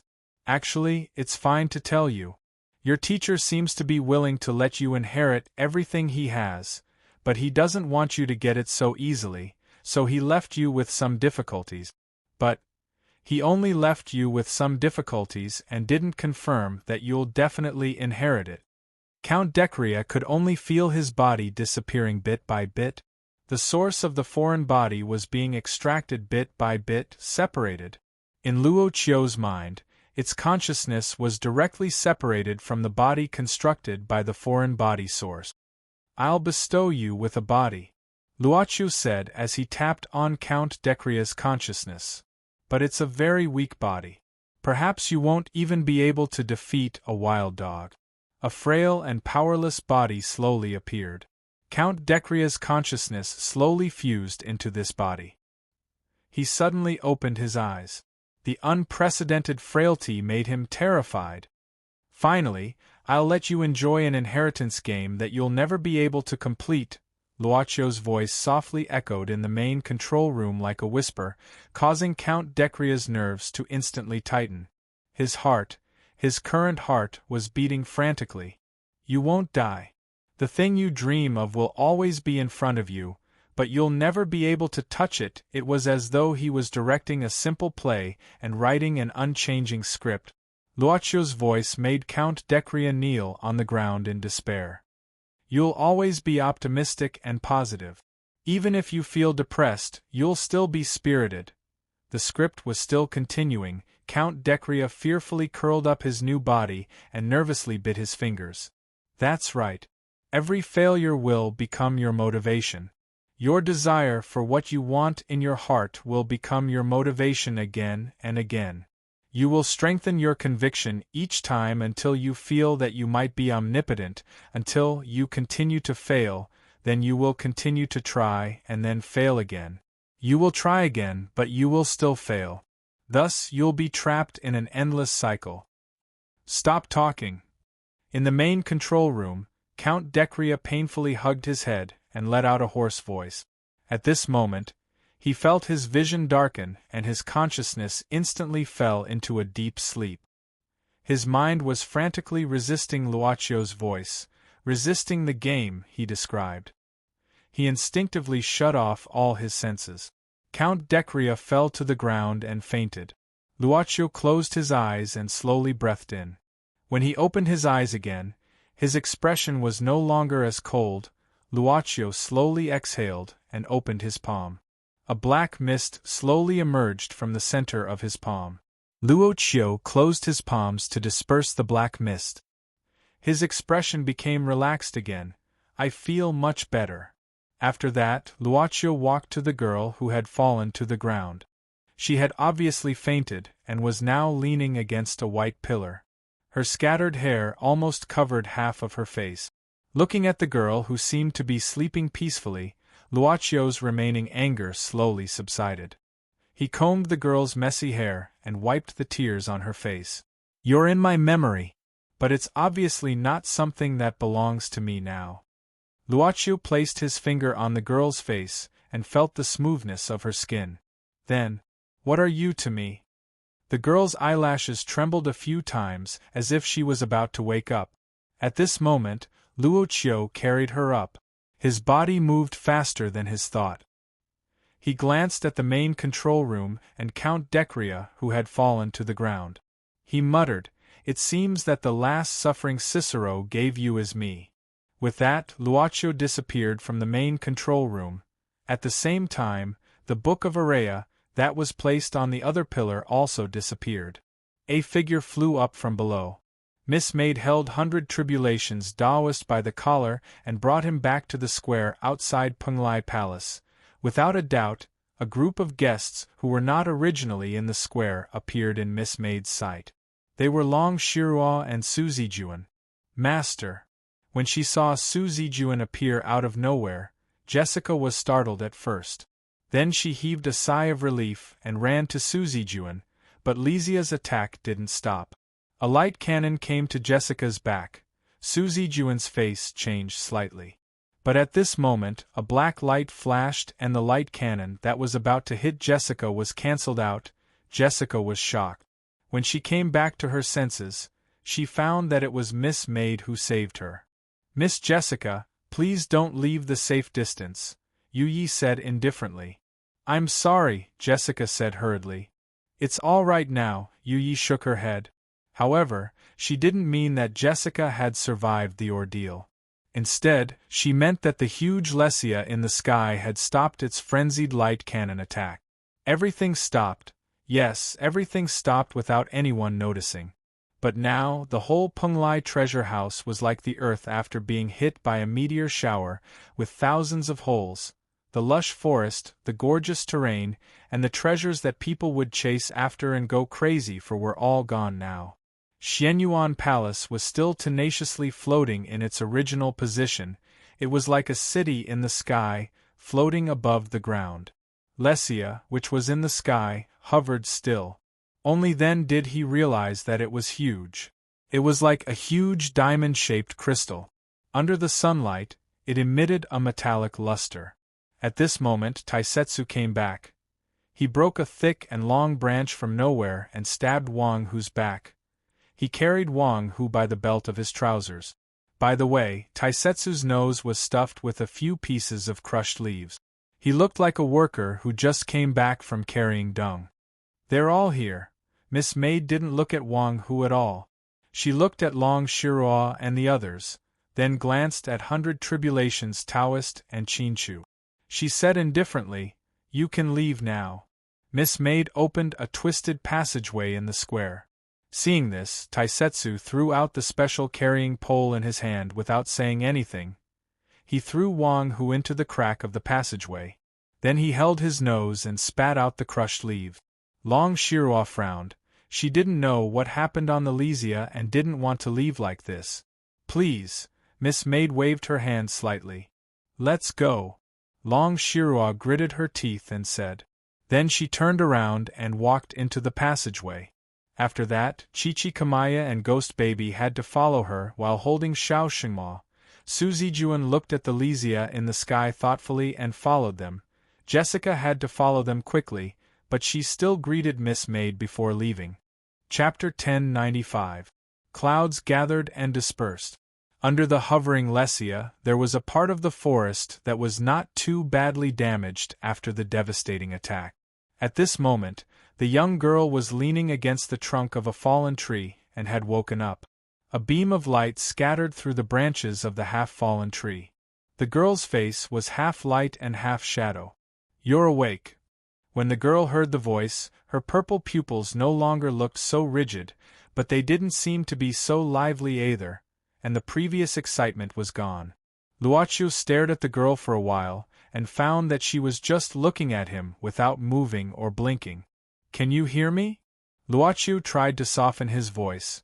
Although he had always been a person who didn't speak loudly, he was particularly gentle at this moment. The girl showed a hesitant look and nodded. Her expression began to become rich, from confusion to uneasiness. She looked around carefully. Everything around seemed to be strange to her. Luochu looked at the girl again for a while and suddenly asked, "How much do you remember?" The girl shook her head. "Name?" The girl still shook her head. "What about me?" The girl looked at him seriously for a while and finally shook her head. "It seems that this is the price." Luochu shook his head, walked to the girl and squatted down. "I'm sorry, I'm afraid that my various abilities now are exchanged for some kind of price. So when I saved you, I may have violated the rules a little, but just this alone didn't deprive me of everything. So I think it may be taking away something I want from you as the price for this, or rather, punishment." The girl looked at Luochu, not fully understanding. Luochu said patiently, "Or let me put it this way, you have some kind of ability that can hurt me. If you want to stay by my side, or if I want to keep you by my side, I can only sacrifice this ability as the price. Or, only when you don't have this ability, you will be judged as safe and harmless for me."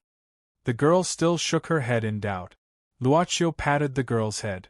The girl didn't seem to understand, but she enjoyed Luochu's comforting. When Luochu let go of his hand, she even grabbed Luochu's hand and placed it on her cheek. The girl closed her eyes, seemingly unwilling to retaliate. "That won't do. I still have work to do." Under Luochu's gaze, the girl reluctantly let go of her hand. "Can you stand up?" The girl nodded and slowly stood up. However, her body seemed to be very weak, and she couldn't stand steadily. Luochu had to reach out and support her and said, "I just checked your body, and I'm afraid it has some problems. Now that you don't have the support of that power, you will become very weak, like a newborn baby." The girl's legs trembled slightly, like a patient with muscle weakness. "Come on, get used to it.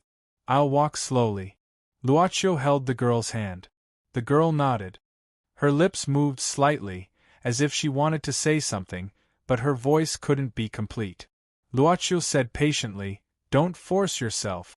It takes a process to adapt." The girl's palms seemed to be a little strong, which seemed to be a burden for her fingers. Luochu glanced at her. He could grasp the girl's body information all the time. Any bit of help he could provide to this girl was like a clay ox entering the sea, disappearing without a trace. All of his abilities were useless in front of this girl. The only thing he could do now was to move with her. Luochu looked up at the Lesia in the sky. With a thought, he took the girl away from the forest. Many people left through the passage opened by Miss Maid, but there were also some who didn't leave. For example, Qin Shu. For example, Mo Xiaofei, who stood at the entrance of Penglai Palace with his hands clasped behind his back, and Juefeng. After Long Shiruo and Su Zijuan left first, two figures climbed to the square outside Penglai Palace awkwardly. They were Gong Sun Wua and Gong Fanxing. Under the attack of Lizia's light cannons, the two of them ran around and suffered a lot. It was at this time that Lizia stopped, and they had time to climb to Penglai Palace to find out what was going on. In fact, Qin Shu had found Gong Fanxing and Gong Sun Wua earlier, but Lesia was in the middle of the indiscriminate attack, and Qin Shu couldn't take care of herself, so she couldn't get close. Now that things had calmed down, Gong Fanxing and Gong Sun Wua, who had just arrived, obviously found Qin Shu, or they found the Green Lotus sword song in her hand. Where does this thing lead to? Gong Sun Wua looked at the passage that hadn't been closed, and approached it curiously. When he first arrived, he and Gong Fanxing only saw a figure disappearing in the passage. "Gentlemen, this is the way to leave this place." The Hundred Tribulation Taoist suddenly said, for some unknown reason. Gong Sun Wua frowned, staring at the passage suspiciously. Taisetsu was standing behind Miss Maid, which made Gong Sun Wua quite afraid. Even someone as strong as Taisetsu seemed to be dominated by this blonde woman. At the same time, Gong Fanqing's foxy eyes fell on Qinqiu. She frowned. You're practicing the Green Lotus sword technique? Why do you have the Green Lotus sword song? What's your relationship with Tai Bai? Qinqiu turned her face away, looking at the treasure house under Penglai Palace, and said indifferently, He's my master. Who are you two? Why do you know my master's sword? Master? Gong Fanqing was stupefied, and then looked up and down at Qinqiu suspiciously. You're the little fox who turned into a human that Tai Bai took in that year? Qinqiu snorted, and her eyes suddenly became sharp. A cyan sword light quietly shot towards Gong Fanqing. But this demoness from 500 years ago chuckled, and flicked her finger, breaking the sword light directly. Sword chi is solid, not bad. You've practiced to the 8th level of the sword technique, haven't you? Qinqiu didn't change her expression, but she was shocked in her heart. This charming woman could almost figure out the cultivation level of her sword technique with only one sword light. Miss Yu, these two are Gong Fanqing and Gong Sun Wua, Senior Gong Sun. Hundred Tribulation Taoist was good at smoothing things over. Seeing that both sides were quite hostile, he walked out directly. You two seem to be trapped here, and got out because of our intrusion. As for calling them seniors, it was nothing. Hundred Tribulation Taoist was a late bloomer. When he just started cultivating, he was almost 40 years old. At that time, Gong Fanqing and Gong Sun Wua were already geniuses in the Tao world. Gong Fanqing, Gong Sun Wua? Qinqiu suddenly heard these two names, and frowned. Master killed you two in the East Sea that year. Why are you two still here? Gong Fanqing said with a beautiful smile, Don't you understand? Little fox, of course it's because your master loves me, so he told the outside world that I've been killed. In fact, he's secretly keeping me as his mistress. Tai Bai Jinxing and I spent 3 very happy years together. Hearing this, Gong Sun Wua stared at his good cellmate in the Lexia and muttered, This woman is so shameless. Nonsense. Don't ruin my master's reputation. But this really infuriated Qinqiu, who had always been calm. After a resounding sound of the Green Lotus sword song, dozens of sword lights were shot at the same time, and the one who arrived faster than these sword lights was Qinqiu, who was waving her sword. Gong Fanqing didn't dodge this time. She turned her palm and, surprisingly, her fingers clamped the blade of the Green Lotus sword song. She held the blade and swung it, chopping down the sword lights one by one. Qinqiu was shocked. She turned her wrist, and the majestic magic power shook the Green Lotus sword song. Only then did she shake Gong Fanqing's fingers loose. But Gong Fanqing quickly reached out and lightly pressed her palm on Qinqiu's abdomen at this time. Qinqiu was hit by this palm, and immediately turned over and fell back. After she landed on the ground, her face turned solemn. She touched the place where she was pressed by the palm and frowned. It didn't hurt, it was just a very light push. Oh, you pulled out your sword without saying a word. You're really Tai Bai's disciple. Gong Fanqing sighed with emotion. Qinqiu frowned. Why should I show mercy? Gong Fanqing giggled, and the twin peaks in front of her chest shook slightly. Silly girl, I'm your master's old sweetheart, and half a master's wife. How could I bear to hit you? But girl, I only mentioned it like this, and you're so angry. Could it be that you have some unspeakable feelings for your master? Don't talk nonsense. Qinqiu shouted coldly, waving the Green Lotus sword song again. At this moment, the Green Lotus sword song seemed to have sensed the anger in its user's heart, and instantly burst out a huge green light. Little vixen, your breasts aren't big, but your temper isn't small. Gong Fanqing laughed tenderly. What should I tell you to do to show respect to your elders? Gong Fanqing also turned over to face it in an instant. Suddenly, the square outside the Penglai Palace was filled with figures flying and sword chi flying everywhere. If this was outside, it would be a terrifying duel. But after witnessing the Penglai treasure house, the combat-type Gaia, and Taisetsu's terrifying Heaven Sword, this kind of high-level duel was much inferior in the eyes of the 100 Tribulation Taoist. However, Gong Fanqing provoked Qin Qiu and attracted everyone's attention, so Gong Sun Wua quietly disappeared. In the dim corridor inside the Penglai Palace, Gong Sun Wua shook his head while listening to the faint sounds coming from outside the palace. This woman is really troublesome. Even so, Gong Sun Wua didn't stop at this time. He quickly passed through many passages, and finally went deep into the Penglai Palace. Soon, he saw the huge crystal that sealed Cicero's body. Gong Sun Wua suddenly stopped, and looked up at the crystal. Cicero's body seemed to be in a deep sleep, and a strange color flashed across his eyes. At this time, Gong Sun Wua took a deep breath, and strode toward the huge crystal. But at this time, a very fast figure rushed toward Gong Sun Wua. Gong Sun Wua frowned and punched at it. The figure and Gong Sun Wua quickly punched each other, but the strength of the punch was obviously much weaker, and the figure was blown back. Bang! A monster? When the figure landed, Gong Sun Wua saw a young monster, but what surprised him was, "How do you know the royal extreme shocking fist of my clan? My elder brother taught me. This little monster."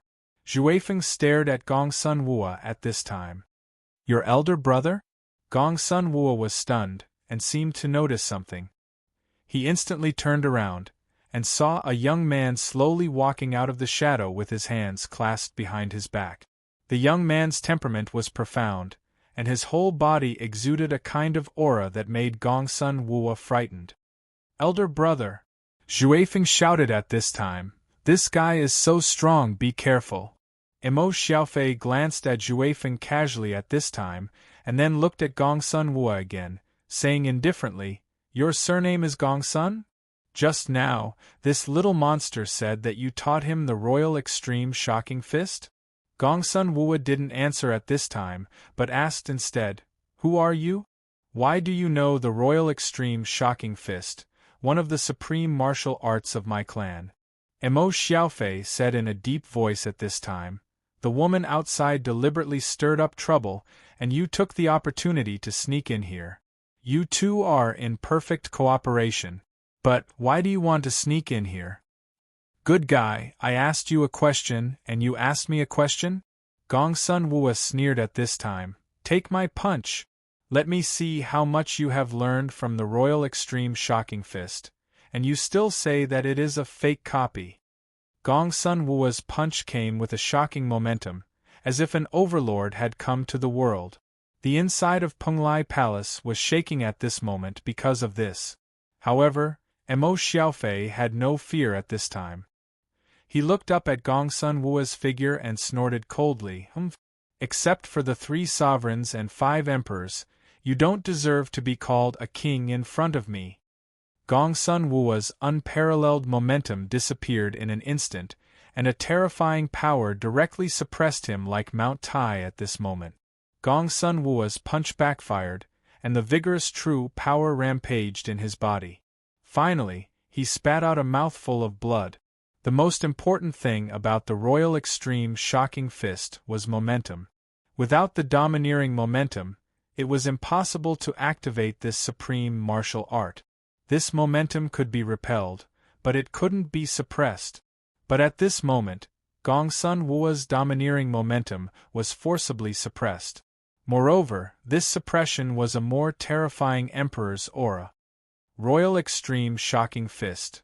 The highest realm of the Royal Extreme Shocking Fist? Gong Sun Wua said in fear at this time, Who are you? Except for the ancestor Yellow Emperor, no one can practice to the highest realm." Chapter 1096. Wiping off the blood at the corner of his mouth with the back of his hand, Gong Sun Wua slowly stood up and fixed his eyes on Emo Xiaofei. He frowned and said, "You still call yourself I?" Emo Xiaofei ignored Gong Sun Wua's confusion and said indifferently, The Gongsun clan of Xianyuan Palace has done a great service to protect the country. I'll pardon you for trespassing here. Leave now. From now on, you're not allowed to step into this place. Gongsun Wua still frowned. I've read in the files of our clan that the highest martial art was only taught once. But that person died early. Are you his descendant? Not only that, you actually passed on the strongest martial arts of our clan to a demon? Do you know you violated the taboo of Xianyuan Palace? I'll impart my martial arts to whoever I want to. Even if the Yellow Emperor is alive, he can't stop me. Mo Xiaofei snorted. Gongsun clan's descendant, leave now. Otherwise, don't blame me for not remembering the kindness of giving you the Emperor's shocking world scripture. When the heavens were angry, millions of corpses would fall. At this moment, Mo Xiaofei not only had an unparalleled momentum, but also a shocking murderous aura. He was just standing in front of Gongsun Wua, but Gongsun Wua's qi and blood were unstable and his body couldn't move. But Gongsun Wua wasn't willing to leave like this. He forcibly activated the surging true force in his body to resist the pressure from Mo Xiaofei. He gritted his teeth and said, "What's the secret of this place? Why are you guarding the person in the crystal?" However, Gongsun Wua seemed to have underestimated Mo Xiaofei's patience and temperament, as well as the decisiveness and ruthlessness of an emperor who would not change his words once he opened his mouth. Die. At this moment, Mo Xiaofei stretched out 2 fingers and pointed at Gongsun Wua instantly. At this moment, Gongsun Wua's face changed dramatically. The mysterious young man in front of him had the aura of a supreme emperor that could only be found in the imperial ancestral temple in Xianyuan Palace where the relics of the Yellow Emperor were enshrined. Gongsun Wua only felt that his heart was beating wildly, as if it was being held by a big hand and would be crushed at any time. Kill? Gongsun Wua was shocked. Life and death seemed to be decided in an instant. Gongsun Wua was so shocked that he couldn't care too much. He gritted his teeth, and a white flame that seemed to have materialized appeared on his body. The white flame formed a shadow behind Gongsun Wua. It roared and forcibly helped Gongsun Wua resist Mo Xiaofei's kill words. "Xianyuan Zhanhuan?"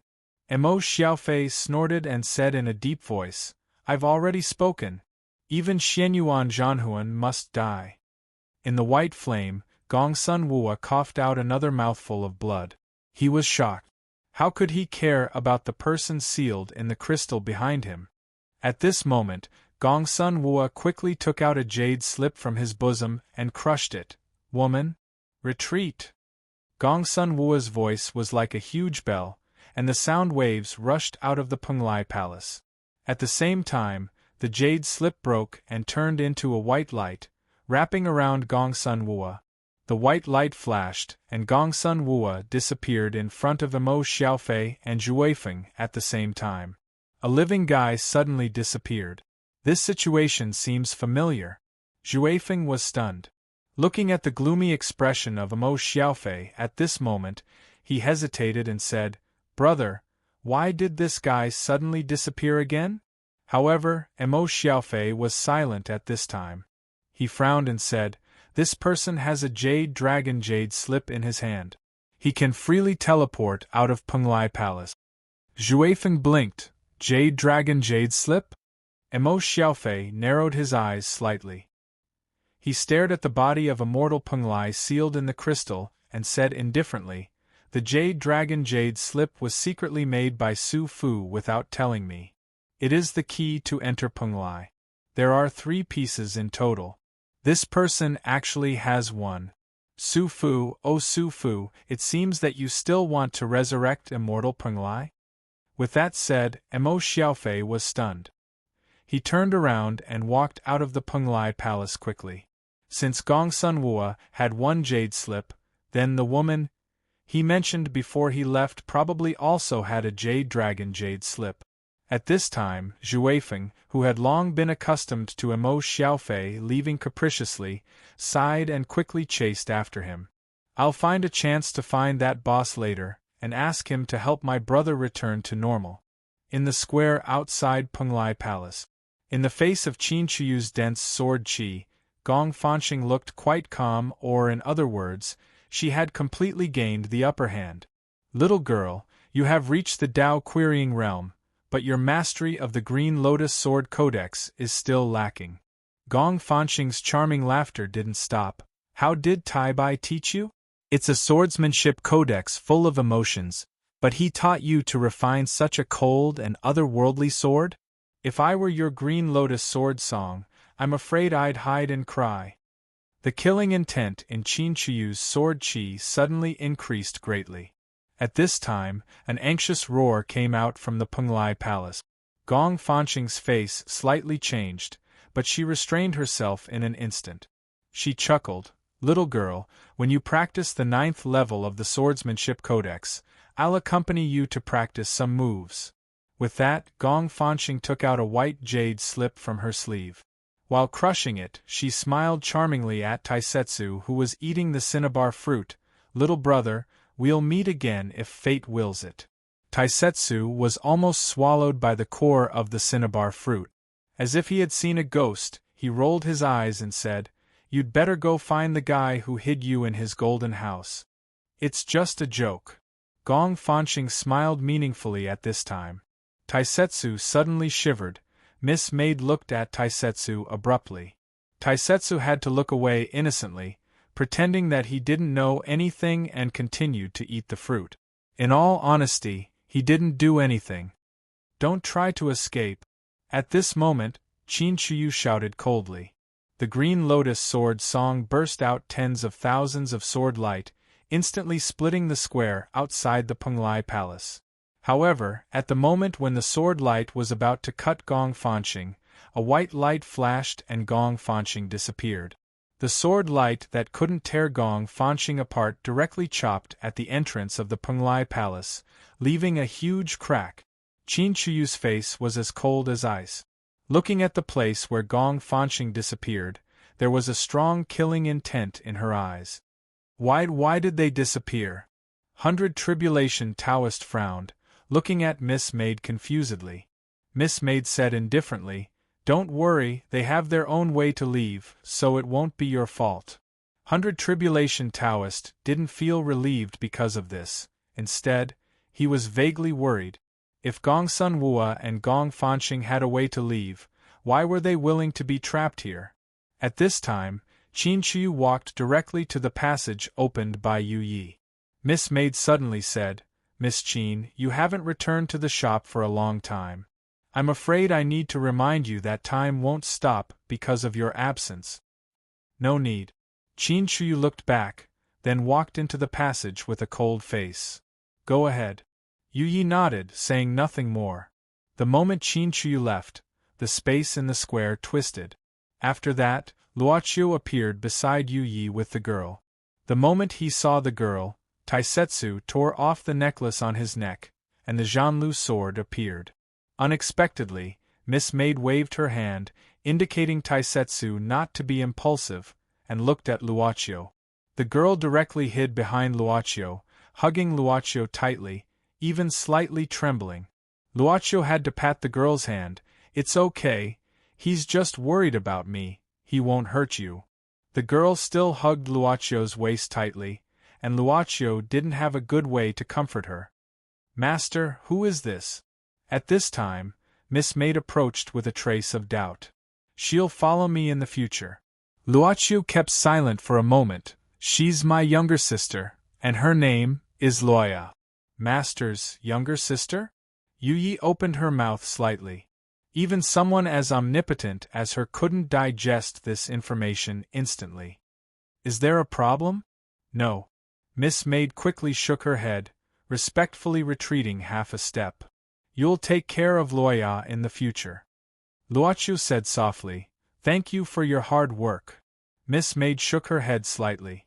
Luoqiu patted the girl, Loya's hand, and Loya reluctantly released her hands. Luoqiu looked at Loya. "I have something to deal with, you follow this sister first. She'll treat you well, don't be afraid." Loya looked at Miss Maid hesitantly, only to see Miss Maid showing a gentle smile at this time. Luoya clenched her fists nervously and slowly walked to Miss Maid's side. At this time, Mo Xiaofei and Juefeng walked out of Penglai Palace quickly, and Luoqiu walked directly to Mo Xiaofei. Mo Xiaofei met Luoqiu for the second time, in a short time. But before Mo Xiaofei spoke, Luoqiu took the initiative to say, "I've bought Penglai Palace from His Majesty." Hearing this, Mo Xiaofei looked surprised, then he frowned and said in a deep voice, "You want me to buy Penglai Palace? Penglai Palace is currently judged to belong to His Majesty."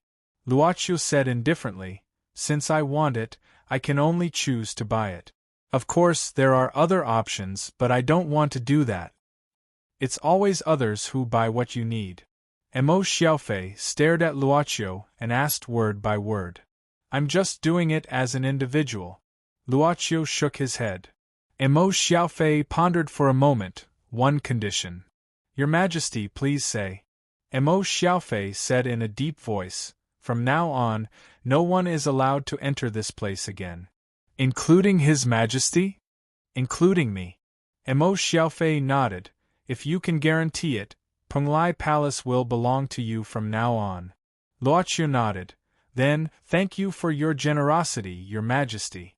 From now on, except for me, no one can step into this place again." Mo Xiaofei took a deep breath, vaguely dissatisfied, but he concealed it well. However, with the heart of the Emperor and the dignity of the Emperor, it was difficult for him to accept such a situation. So Mo Xiaofei snorted coldly and strode toward the exit passage. Seeing this, Juefeng was a little anxious. He didn't expect that his elder brother would leave so abruptly. "I'll go back and find you." At this time, Juefeng had to leave quickly, and then followed Mo Xiaofei into the passage. After that, Luoqiu looked at 100 Tribulation Taoist. As for the 100 Tribulations Taoist, he seemed to have been prepared for this. After letting out a long sigh, he walked over calmly. Taking advantage of this gap, Miss Maid suddenly said to Taisetsu, "You go and bring Taiyinzi back. After being missing for so long, it's time to explain it." Taisetsu gave a start. "Taiyinzi? That metal dog in heat like a teddy poodle?" But her tone is a little scary. "Achoo!" A metal dog in heat like a teddy poodle sneezed. It had to be said that the metal body made by Count Decrio was very strong. Even after falling from such a height, Taiyinzi was still alive. However, Taiyinzi was in despair at this time. He looked up at the Penglai Palace suspended at an unknown height. "How can I go up? I can't go up, can I?" Taiyinzi broke a branch from somewhere and held it, limping forward. Suddenly, some strange sounds startled Taiyinzi. He carefully parted the grass, and a huge Gaia appeared in front of him. This Gaia was much bigger than any he had seen before. This was the one that suddenly appeared and chased Taisetsu all the way. Taiyinzi was startled at first, and then he was scared out of his wits, but he found that this huge Gaia Valkyrie was seriously injured. Its body was almost split open. However, the part of the Valkyrie that was split open was starting to repair itself. Taiyinzi was stunned. He timidly climbed up the Valkyrie's body and carefully observed it. At this time, from the Valkyrie's serious wound, he saw a strange ball, about the size of a basketball. "What is this?" Taiyinzi couldn't hold back his curiosity and poked the ball with the branch. Unexpectedly, the ball suddenly changed shape, and at the same time, the Valkyrie suddenly opened its eyes. This scared Taiyinzi and he immediately rolled down from the Valkyrie's body. The air was flowing. The Valkyrie's damaged body slowly floated up. Survival system activated. Preparing displacement. Detecting displacement coordinates. Taiyinzi? Currently detecting 3 nearest coordinates. Requesting host to issue command. Requesting host to issue command. Request failed. Randomly selecting displacement coordinates. Selection successful. Preparing displacement. Taiyinzi? The space in front of him distorted little by little, and the huge Valkyrie's body followed the distortion, twisting and twisting until it finally disappeared. Tainzi looked at this scene in a daze. If not for the huge mark left by the Valkyrie, he would have thought that he was hallucinating. As for where the Valkyrie went, Tainzi didn't care. At the same time, a figure quickly flew down from above and appeared in front of Tainzi, reaching out his hand and lifting Tainzi up. It's Li. Tainzi clearly recognized the guy in front of him, the guy who slapped him down from above. Sorry, I didn't know you were a colleague at that time. Taisetsu immediately laughed. Yuyi asked me to bring you back to explain. Oh, by the way, it seems a bit weird here. What happened? Tainzi was not in the mood to explain to Taisetsu what happened. Hearing that it was the maid's order, Tainzi panicked. Bro, can we make a deal? Tainzi said with a serious face. What? Can you pretend that you didn't see me? Taisetsu smiled. Let me send you to heaven. Outside the Penglai Palace, 100 Tribulation Taoist, who had prepared himself mentally, looked quite relaxed at this moment. He came to Luochio with a smile on his face and cupped his hands. Boss Luo, thank you for saving some unnecessary losses for Kelowna and the Taoist and Monster Realm. I'm very grateful. Luochio looked at 100 Tribulation Taoist and suddenly said, Mister, according to the contract, we will take your life and soul after we evacuate everyone safely. But the service time is not up yet. If I give you some time, what are you going to do? 100 Tribulation Taoist was stunned, then he thought for a while and sighed. Probably go back to Kunlun Mountain and enjoy the scenery. Is that enough? Luochio asked curiously. 100 Tribulation Taoist sighed. I went to Kunlun at 30 years old, succeeded in Qi training at 50 years old, and reached Foundation establishment at 70 years old. I've always been slower than others in my cultivation. I can't compare with those geniuses of my generation, and Juanxiu has gradually caught up with me. Maybe it's because of my good luck that I have a longer life. I reached the Tao querying realm by accident, but I've been satisfied for a long time. I've tried to live forever, I've tried to show my divinity, and I've realized my dream before cultivation in these 1,000 years. Face life and death calmly. Even if you give me time, I don't have the ability to cultivate beyond the Tao querying realm, and I can't do it. Instead of being obsessed with cultivation and fighting, it's just a dream in vain.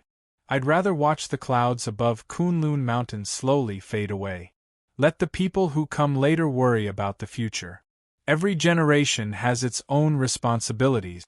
If I don't let go, I'll be scolded as an old man.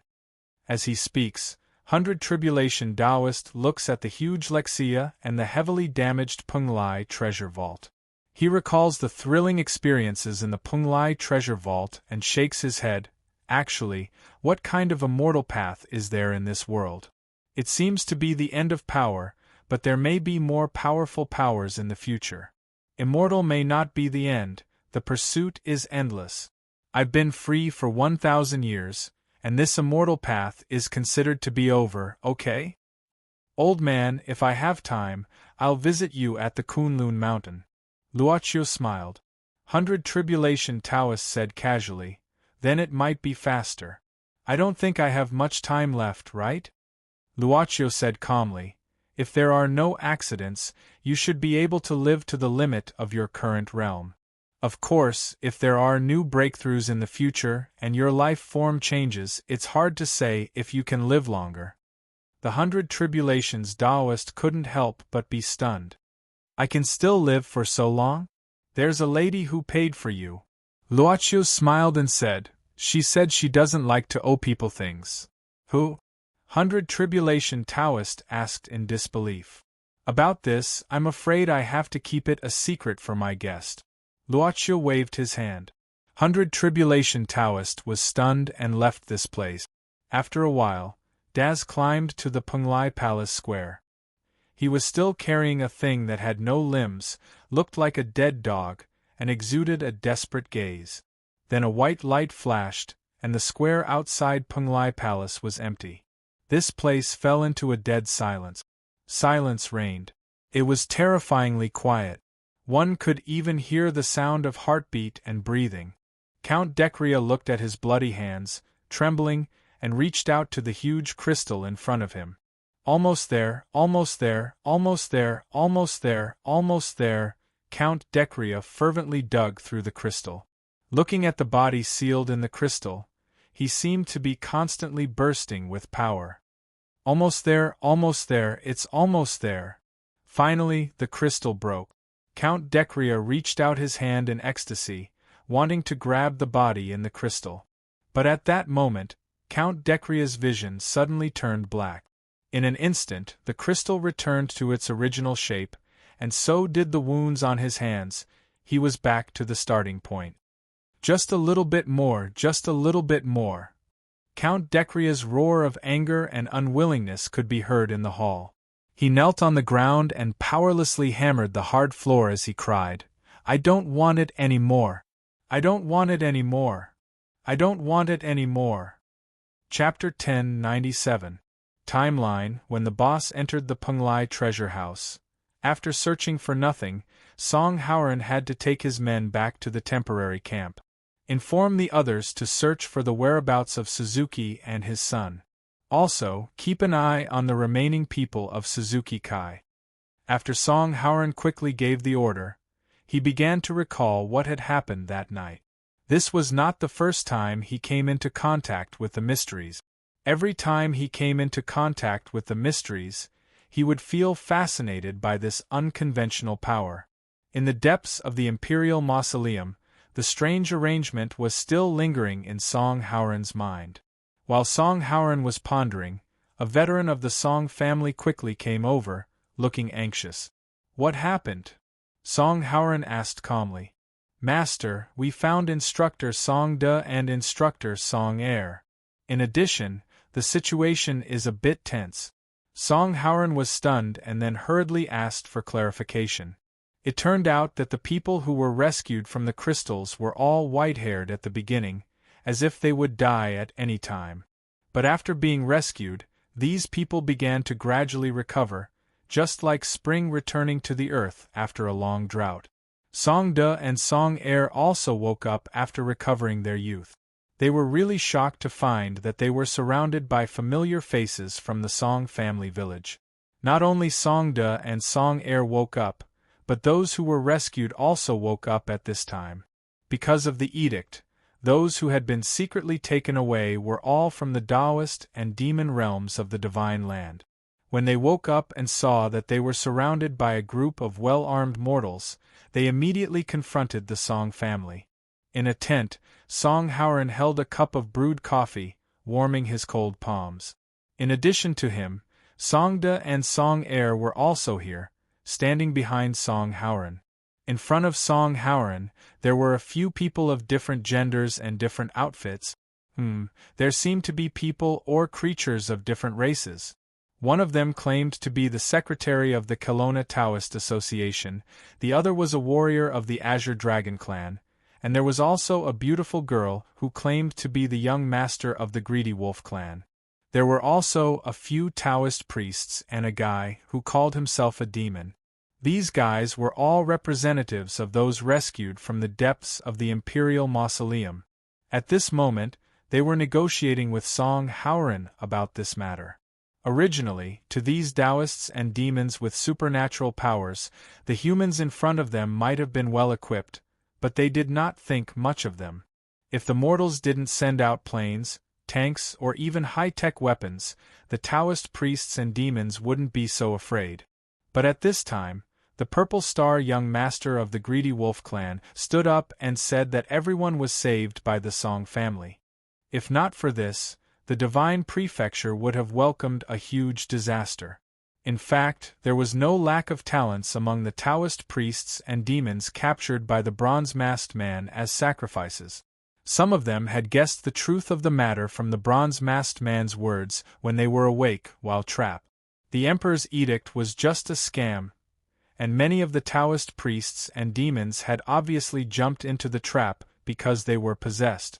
At this time, The man who called himself the secretary of the Kelowna Taoist Association, named Su Mubai from Mount Chinching, spoke first. I didn't expect that we would be saved by a group of mortals. Your young master Song, right? Song Howren was very mysterious. He had read a lot of ancient books and was good at conversing with people.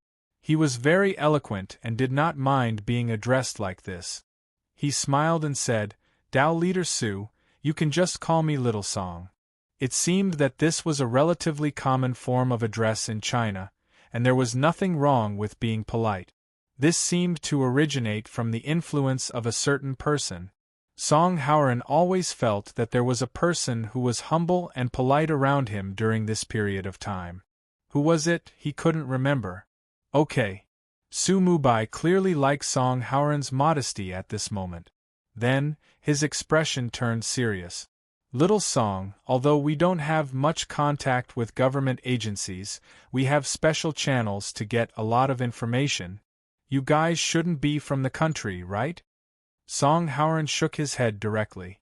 Su Mubai frowned and said, "As far as I know, the country has very strict control over the aristocratic families. I think these people outside are full of killing intent. I'm afraid they have been through a lot of killing." Little Song, you're not from the country, right? My home is on the other side of the ocean. Song Howren said frankly at this time. I came back this time because the elders in my family wanted to experience the feeling of returning to their roots, so I came back to celebrate the new year. Secondly, it was because I received a business to explore the mausoleum inside. I just didn't expect to encounter so many incredible things in this mausoleum. Su Mubai stared at Song Howren without blinking, as if he wanted to see through him. In fact, not only Su Mubai, but the rest of the people in the tent were also observing Song Howren's expression. These gazes made Song De and Song Air behind Song Howren feel a chill down their backs. At this time, they couldn't help but admire this young master's nerves. Should they say that he was not afraid of death, or that this person's courage was boundless? Young Master Song, can you explain the cause and effect? The young master of Purple Star, who had been silent, suddenly asked. Song Howren nodded and said, "It's like this, it was about a month before the new year, in the country." Song Howren briefly explained the cooperation with the Li family, and there was almost nothing to hide. Young Master Song had a lot of dealings with transcendents, among which the one he had the deepest friendship with was Mr. Blind, who was supported by his family. He was very clear about the temperament of this kind of person. Don't play smart in front of these people, speak frankly, and act like a grandson, will make the other party feel very bad. After a while, Song Howren had already explained the whole story from beginning to end. Su Mubai pondered for a moment, then said, "Well, about the Li family you mentioned, we will find someone to verify it later. As for the Suzuki father and son you mentioned at the same time, what's going on? The Onmyoji of Japan?" Song Howren said frankly, "Hiruxin Suzuki said so. In fact, it's the first time I've seen a real Onmyoji, just like the first time I've seen you all." "Young Master Song, we need to talk about something, may I?" Zixing suddenly said at this time. Song Howren nodded and directly left with Song De and Song Air. When the tent came, this group of Taoist monsters who escaped began to discuss. Only now did Su Mubai have the time to ask some questions. "Young Master Purple Star, I didn't expect that even you would be captured by the mysterious bronze man." This poor Taoist observed for a while, and found that this poor Taoist should be the last to be captured. How was young Master Purple Star captured? Zixing said indifferently, "Two of my clansmen are missing. They are only investigating the movements of the people who received the edict under my instructions. They will not act in private, so there is no case of death in a secret fight. I felt that things were strange, so I personally investigated. Later, I found some clues, so I followed all the way here. I didn't expect to be captured." "What clues?" A monster frowned at this time. Zixing looked at this monster indifferently. The other party also sensed that his tone was somewhat bad, so he said at once, "Please explain, young Master Zixing." After all, this concerns more than 200 demons and Taoists outside the tent. Zixing said indifferently, when the clansmen I sent to investigate disappeared, they left me a signal for help. I tracked them all the way here, so I came here. I see. Su Mubai nodded and then said, everyone who has an impression of the Li family. I know a little, a Taoist said. The Li family is a family in the country that has been passed down for a long time. The earliest trace can be traced back to the Tang dynasty or even earlier. In the modern era, they are still engaged in this part of the work, but they have some connections with the country behind the scenes. In addition, our sect has some dealings with the Li family in the secular world, mainly to buy some cultural relics that the Li family discovered. Of course, the Li family does not know that we are behind this. Similar things happened in almost all the different sects in the Tao world in order to find out if there were any things accidentally left behind by senior experts in the antique market. I see that Song Haoran looks calm. He should not be hiding anything. Su Mubai stroked his beard and said, however, the yin-yang masters of this island nation seem somewhat suspicious. In addition, the secret passage map of the Qin Emperor Mausoleum actually overlaps with the Emperor Cave abode we discovered. It seems that the mysterious bronze-masked man deliberately transformed the Qin Emperor Mausoleum into the Emperor Cave abode and set up this scam. This is a serious matter. We need to discuss it with Taoist Master Hundred Tribulations, Perfected Huanyang, and a few leaders of the demon clan as soon as possible. This was not a problem, and everyone quickly agreed. But how should we deal with these mortals outside? A Taoist could not help but raise his doubts. It was a great shame that so many elites of the Tao world and demon world had been captured by a mysterious person. Furthermore, they had been discovered by mortals. This was probably a stain that would be difficult to wash away. However, it was not false that the Song family had saved so many people at once. This meant that everyone present owed the Song family a favor. The demon clan was more casual and might not care, but Tao cultivators valued karma. This matter is indeed difficult to handle. Su Mubai could not help but frown. Why don't we accept the Song family and let them join our Kelowna Transcendent Society? A Taoist suddenly suggested. This Song family's background is already a top-notch wealthy family among mortals. Giving them wealth is probably just icing on the cake. There has never been such an arrangement. Su Mubai shook his head and said, we had an agreement with that great ancestor back then. As long as the agreement is still there. How about this, let's discuss this matter later. I will bring up the matter of the Song family at the next meeting of the association. As for how to deal with it, we will discuss it at that time. You bunch of bullnoses are really so fussy. That Cyan Dragon Clan warrior laughed coldly. My Cyan Dragon Clan does not have so many rules and regulations. Although this Song family is a human, they have indeed saved my clansmen. If you don't accept them, I will directly take them in as my subordinates when I return. Calm down, Commander Tsong. Su Mubai said, we will definitely discuss the matter of the Song family in the future. As for how to deal with it properly, let's leave it to the higher-ups to decide. Up to you. I am going back to Kuan Pring Villa now. I have no time to deal with you. Commander Tsong waved his sleeves and left. Su Mubai only shook his head with a helpless expression. There had always been friction between Taoists and demons. This time, they were all saved by a mortal family.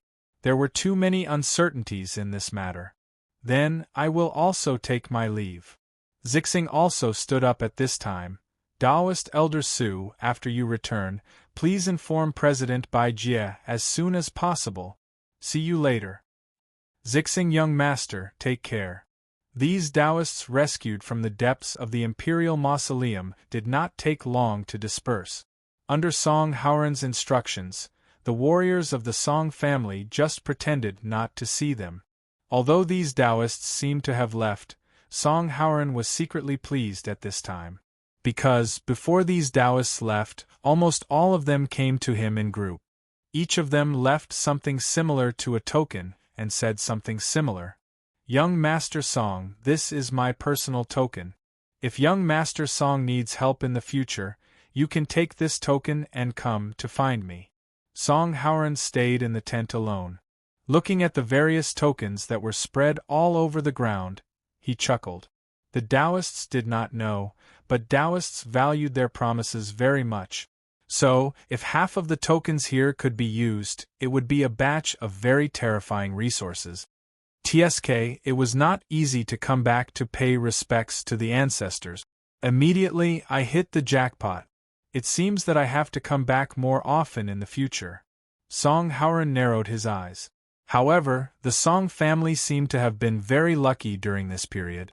At this time, Songda and Song Air walked in. When they saw the pile of tokens that Song Howren casually threw on the ground, their eyes widened in shock. Song Howren put away the items and looked at Song Da and Song Air. Mr. Da, Mr. Air, aren't you going to tell me why you are here? Song Da and Song Air looked at each other. Song Da said, we followed blind all the way here. Later, he stayed in a place called Crouching Dragon Villa. We were not bored. We came out to wander around and accidentally entered this dangerous place. I'm afraid you have to ask Blind about this. How do we get there? Song Howren asked directly. Songda, shall we lead the way? Song Howren pondered for a while. Then, he opened the tent flap and saw that it was already morning outside. This torment had lasted for an entire night. How about this? Come with me to see Father first. It'll be easier to explain. Song Da and Song Air could only nod. They also had Song San. The three brothers had been raised by the Song family for more than 20 years. They also had some feelings for old Master Song. Later, Song Howren asked people to tie up the remaining people of Suzuki Kai to the rented tour buses outside. Then, some of them drove to the ancestral home of the Song family. The mysterious woman found in the depths of the Imperial Mausoleum was now in the back seat of an off-road vehicle. Song Howren personally watched over her. Looking at the sleeping woman, Song Howren couldn't help but touch her cheek with his finger. What exactly are you? Master, it's all packed up. A person temporarily reported outside the car. Song Howren nodded and waved his hand. The car slowly drove out of this place. Song Howren took one last look at the entrance and muttered to himself, I feel like something is missing. One person was missing. Chapter 1098. When Su Mubai led a group of people back to the Crouching Dragon Villa, he realized that things were much more serious than he had imagined. The members of the Tao Association, who had escaped from the Bronze-Masked Man, had not expected that the big shots of the Tao world and the leaders of the Demon Clan would disappear overnight. The headquarters of the administration had already taken over this matter in a hurry. At the Song family's campsite outside the Imperial Mausoleum, the ravenous wolf's young master, Purple Star, told Su Mubai to meet him later. Su Mubai had not expected this to happen so quickly.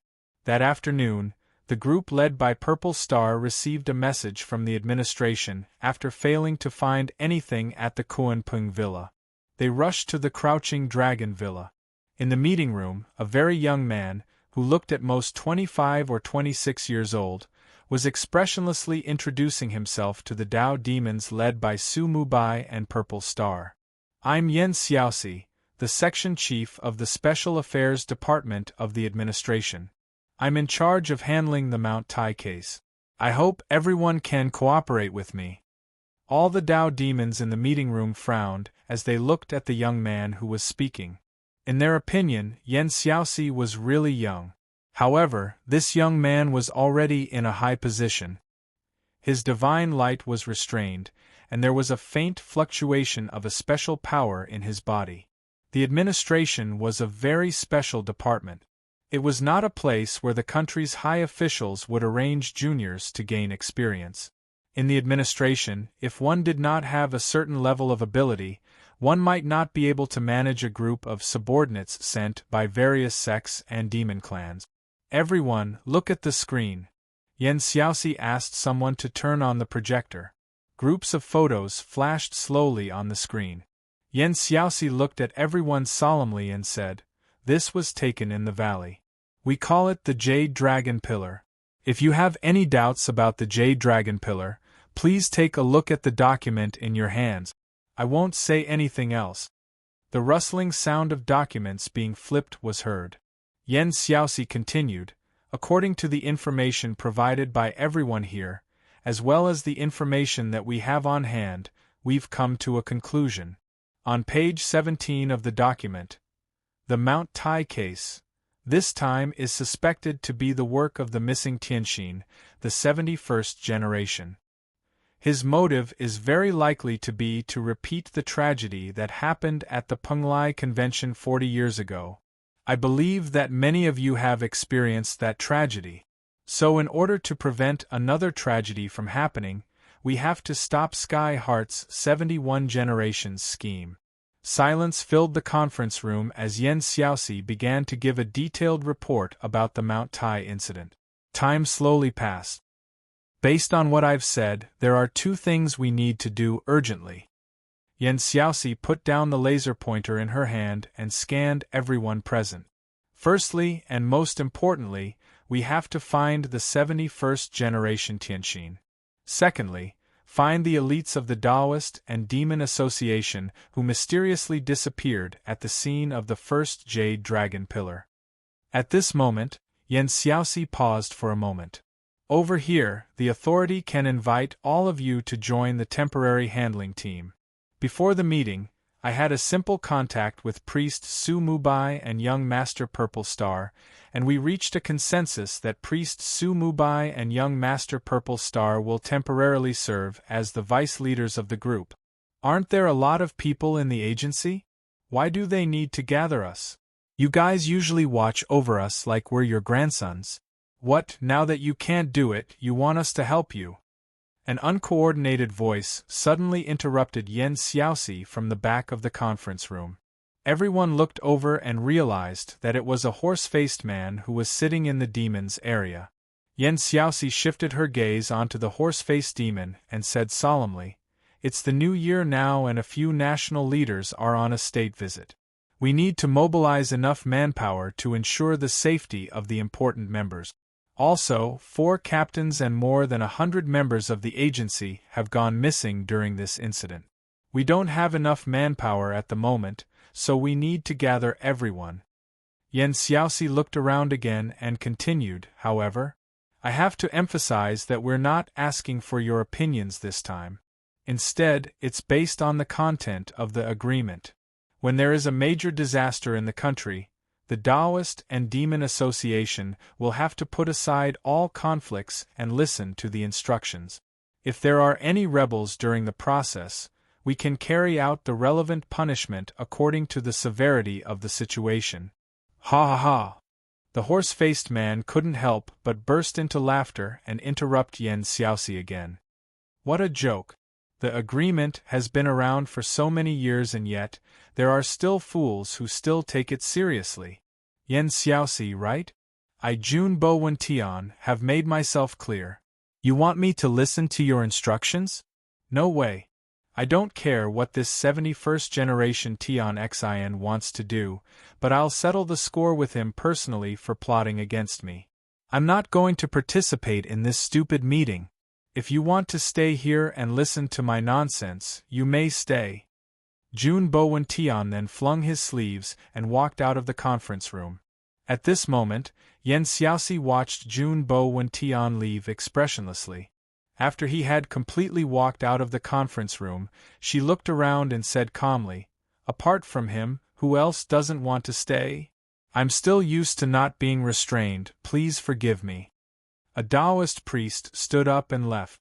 Immediately after, another 2 figures stood up and shook their heads before walking out of the conference room as well. After that, the humans and demons also stood up and left in groups of 2s and 3s. Not long after, almost 1/3 of the people in the conference room had left. Yan Xiaoxi waited for a moment. Seeing that no one had left, she said, "Now, let's talk about the specific matters regarding the allocation of personnel. As she spoke, Yen Xiaoxi sat down as if nothing had happened. It was as if those Taoists and demons who had left didn't exist in the first place. After Yen Xiaoxi sat down, one of the men behind her stepped forward and said, "Everyone, let me explain to you the allocation of personnel." In a quiet courtyard in the Crouching Dragon Mountain Villa, Mr. Blind, Qing Xiaozi, was quietly watching the meeting through the screen with the man in the traditional Chinese suit, who had come from afar. A batch of Taoists and demons who had gone missing long ago had escaped from the 71st generation Tian Xin and returned safely. To Mr. Blind, this was considered good news. After all, he was from the 71st generation Tian Xin sect. Although he was later expelled from the sect, he still had deep feelings for the plainclothes sect. Mr. Blind had made a huge mistake in the past. That mistake had ended with the life of his own master, the 71st generation Tian Xin. This matter had been buried in Mr. Blind's heart for a total of 40 years. Now, the 71st generation Tian Xin's plot had caused Kelowna and the Taoists and demons to fall into danger again. The plain-clothes sect had once again become the center of attention. How could he be at ease? Yen Xiaoxi? Mr. Blind tilted his head slightly and listened to the voice on the screen more seriously. "Who is he to you?" "My disciple." The man in the traditional Chinese suit smiled. "I picked him up and raised him for a few years before throwing him out." Mr. Blind nodded and didn't ask any more questions. However, he frowned and asked, "Is this the intention of your higher-ups?" "Old Blind, I don't really understand what you're talking about," the man in the traditional Chinese suit said calmly. "Why don't you just say that the 71st generation Tian Xin's purpose is for the revival of spiritual energy?" Mr. Blind looked at him. "Instead, you're purposely using the tragedy that happened 40 years ago as an entry point?" However, the man in the traditional Chinese suit said, "Old Blind, I don't ask about the way the authority handles things. However, there are many factors that cause instability in the Taoist and demon realms. If spiritual energy can be revived, we don't know if there will be more radical people appearing. You should know this very well, right?" Perhaps Xiaoxi deliberately mentioned the incident that happened 40 years ago to make you feel uncomfortable, but I don't think there's anything wrong with it. Blind, you can't let it go. That's all you can do for the rest of your life. Mr. Blind sighed softly and looked at the parasol tree outside the window without saying another word. At this moment, a servant from Crouching Dragon Villa entered with some hot water and an unsigned letter. The servant said that the letter was left outside the villa. The servant only realized that he didn't see the sender of the letter when he was delivering the water. It was an envelope that was meant for Mr. Blind. After asking the servant to leave, Mr. Blind and the man in the traditional Chinese suit stared at the envelope on the coffee table. After a long while, the man in the traditional Chinese suit said, "Blind, the situation is a little tricky now. Let's follow the rules." Mr. Blind nodded. At this moment, the man in the traditional Chinese suit opened the envelope and took out the item inside. After taking a look, he frowned. Mr. Blind frowned at this moment.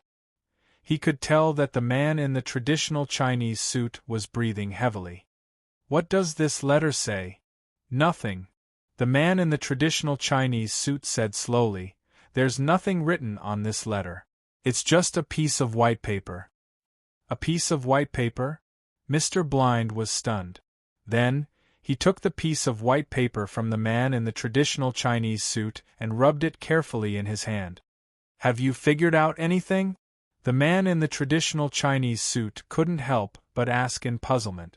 Mr. Blind remained silent. After a long while, he shook his head and said, "I can't figure it out for now." At this moment, the man in the traditional Chinese suit took the piece of white paper from Mr. Blind's hand and put it back into the envelope. Then, he stood up and said, "This thing can actually escape our senses and be placed outside the door. Interesting. I'll send it for testing and see how the guys patrolling outside do things. Maybe someone in the villa put it there." Mr. Blind frowned and said, You suspect that there's a mole in the villa? The man in the traditional Chinese suit said, I don't suspect anything. I just find it strange. Tian Xin couldn't defeat you since the 71st generation. With his talent, even if you haven't improved for decades, he still can't defeat you. I don't want to say this, but your senior brother is really mediocre. He can only wander around the path seeking realm in his life. However, this time, he planned this matter and captured so many people without anyone knowing. It doesn't seem like something he could do alone. Besides, before I came, didn't someone sneak attack you? Mr. Blind was silent. The man in the traditional Chinese suit said, You stay here and try not to show your face. The agency's attitude towards you is completely different from the group of Tao demons outside. I know. Mr. Blind nodded helplessly. Not long after the man in the traditional Chinese suit left, Mr. Blind sighed slowly. He threw away those unnecessary thoughts and thought about the wordless letter. A blank slate, a blank piece of paper. Mr. Blind frowned. Lifeless, endless, malleable? Who on earth could it be? But just then, a ringtone rang in the quiet room. Mr. Blind was startled. He had bought this phone for convenience after returning to China, and only a few people knew about it. Hello. Are you blind? I'm Songda. Earlier on. Master, eldest young master is back. In the Song family's ancestral home, fifth uncle hurried to Song Tianyu's side. Some accidents occurred during the exploration of the imperial mausoleum, and the Li family withdrew on their own initiative. Father Song, who was in the ancestral home, didn't know what happened after that. Although he wasn't burning with anxiety, he was still somewhat restless. Grandfather, let me help you. Seeing Song Tianyu stand up with the help of his crutches, Song Ying hurriedly went forward to help him. They quickly walked to the front yard of the ancestral home. At that moment, Song Haoran led them inside. Eldest young Master Song had a habitual smile on his face. Seeing Song Haoran like this, Song Tianyu, who knew his son better than his father, knew that not only was Song Haoran fine, he had probably encountered something good. You're back. Song Tianyu walked up to Song Haoran and reached out to pat him on the shoulder. Because of this pat, a lot of dust flew up from Song Haoran's clothes. It's good that you're fine, this is? At that moment, Song Tianyu clearly noticed that Songda and Song Er had just walked in behind Song Haoran. Not only that, but there was also a woman in ancient clothing being carried on a stretcher by bodyguard. Let's go in first. Song Haoran smiled slightly. This might be the most thrilling adventure story I've ever had. Song Ying couldn't help but roll her eyes at him and mumble, You only know how to show off, one day you'll fall to your death. In spite of this, Song Ying's tense expression relaxed a lot. Song Haoran smiled and pinched Song Ying's nose, which made Song Ying furious on the spot. Stop fooling around, let's go in first. It's cold. Song Tianyu shook his head and stopped the two who were fooling around. Then, with the support of his fifth uncle, he walked into the ancestral home first. Song Ying suddenly looked outside the door at this moment, as if she was looking for something. Song Haoran asked curiously, What are you looking for? Song Ying subconsciously said, Where's Luoqiu? Why didn't he come back? Luoqiu? Song Haoran was startled and looked outside the door in confusion.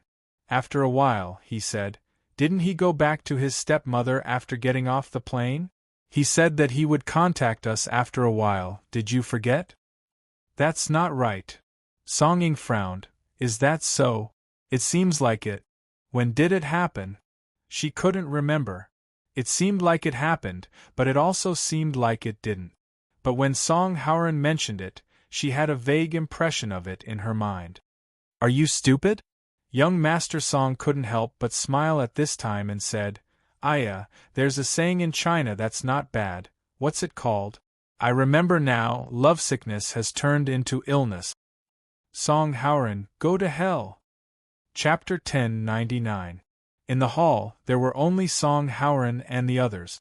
At this time, They were watching the scene recorded by a Song family soldier who had entered the Imperial Mausoleum with a DV. The living dead in the tomb, the extraordinary strength of the Suzuki father and son, and finally the mysterious room with the huge altar until the altar exploded. The recording also stopped at the moment when the altar exploded. The Song family warrior who was holding the DV fell to the ground. In fact, the Song family's exploration this time could not be considered unscathed. Instead, they had lost quite a few experts, and many of them had suffered either light or heavy injuries. Song Tianyu and Song Ing were speechless for a long time as they watched the scene on the screen. They couldn't help but recall the terrifying thing that happened not long ago in the Song family's territory, the terrifying zombie invasion in the hospital. However, it was only because Mr. Blind took action that the situation was resolved in the end. Even though Mr. Blind could not explain why the giant tree, formed by a large number of zombies, would wither and die. At this time, because of the DV and the testimonies of Song De and Song Air, no matter how much they tried to explain it from a scientific point of view, it was useless. Therefore, the hall fell into a short silence. After a long while, Father Song said slowly, "Do the Zhang family know about the Imperial Mausoleum?" Song Haoran said, "I don't think so. I don't think the Zhang family knows what's in the Imperial Mausoleum, let alone what will happen." After seeing the living dead, Qi chose to terminate the cooperation. "I think it's to protect Zhang Qingrue, the only child of the family. Since that's the case, if the Zhang family knew that the mausoleum was so dangerous, they wouldn't have agreed to cooperate with the Suzuki family in the first place." Obviously, the Zhang family didn't know, but the Suzuki family definitely knew something. "What about the father and son?" Father Song frowned. Song Haoran said helplessly, "They abandoned the Suzuki Kai people and ran away in the chaos." Song Tianyu pondered for a moment, then looked at Fifth Uncle. "Fifth Uncle, I remember that we have a few acquaintances in Japan. Ask them to investigate Suzuki's family background. Be careful not to alert them." "Yes, Master." Fifth Uncle nodded his head quickly. Because everyone present was a core member of the Song family, Song Tianyu had no intention of hiding anything. There's a cultivation world in the country, and there's also the demon race. I've actually heard about this from Mr. Blind a few years ago. Mr. Blind had also said that there were many non-humans in the country who were stronger than him. This time, Haoran has helped so many of them. It's hard to say whether it's a good thing or a bad thing when we receive their tokens. The two direct descendants of the Song family looked at Song Tianyu solemnly. After a while, Song Tianyu said, "You must mark each of these tokens. You must remember clearly which one represents which one of them is. From today onwards, this matter is not allowed to be spread outside. As for these tokens, you are not allowed to take them out unless you have no other choice. I will personally take care of them." "Got it." Song Haoran nodded. Song Tianyu continued, "Song De, I heard that Mr. Blind is nearby. Can you help me contact Mr.?" "Sure." Song De nodded. After that, Song Tianyu looked at Song Haoran and said seriously, "What do you plan to do with the woman you brought back from the Imperial Mausoleum?" "Let's wait and see." Song Haoran thought for a while and added, "I'll sleep outside tonight." The place where they stayed was a relatively remote family in the village. Song Haoran spent some money to let the family move to a relative's house temporarily. In the simple and crude room, the light from the incandescent lamp was somewhat old and dim. Song Haoran moved a folding stool and sat about 2 meters away from the window. He kept looking at the sleeping woman. Of course, the young master of the Song family had taken some safety measures. He took away the pearl that the woman had taken a fancy to. There seemed to be a safe distance. Once the pearl was far away from her, she would feel pain. As the distance increased, the degree of pain would increase. When it reached a limit, the woman's body would emit wisps of gray smoke, as if she was about to evaporate. 2 meters was the limit. When they returned to the Song family's ancestral home, it was already 1 or 2 in the afternoon.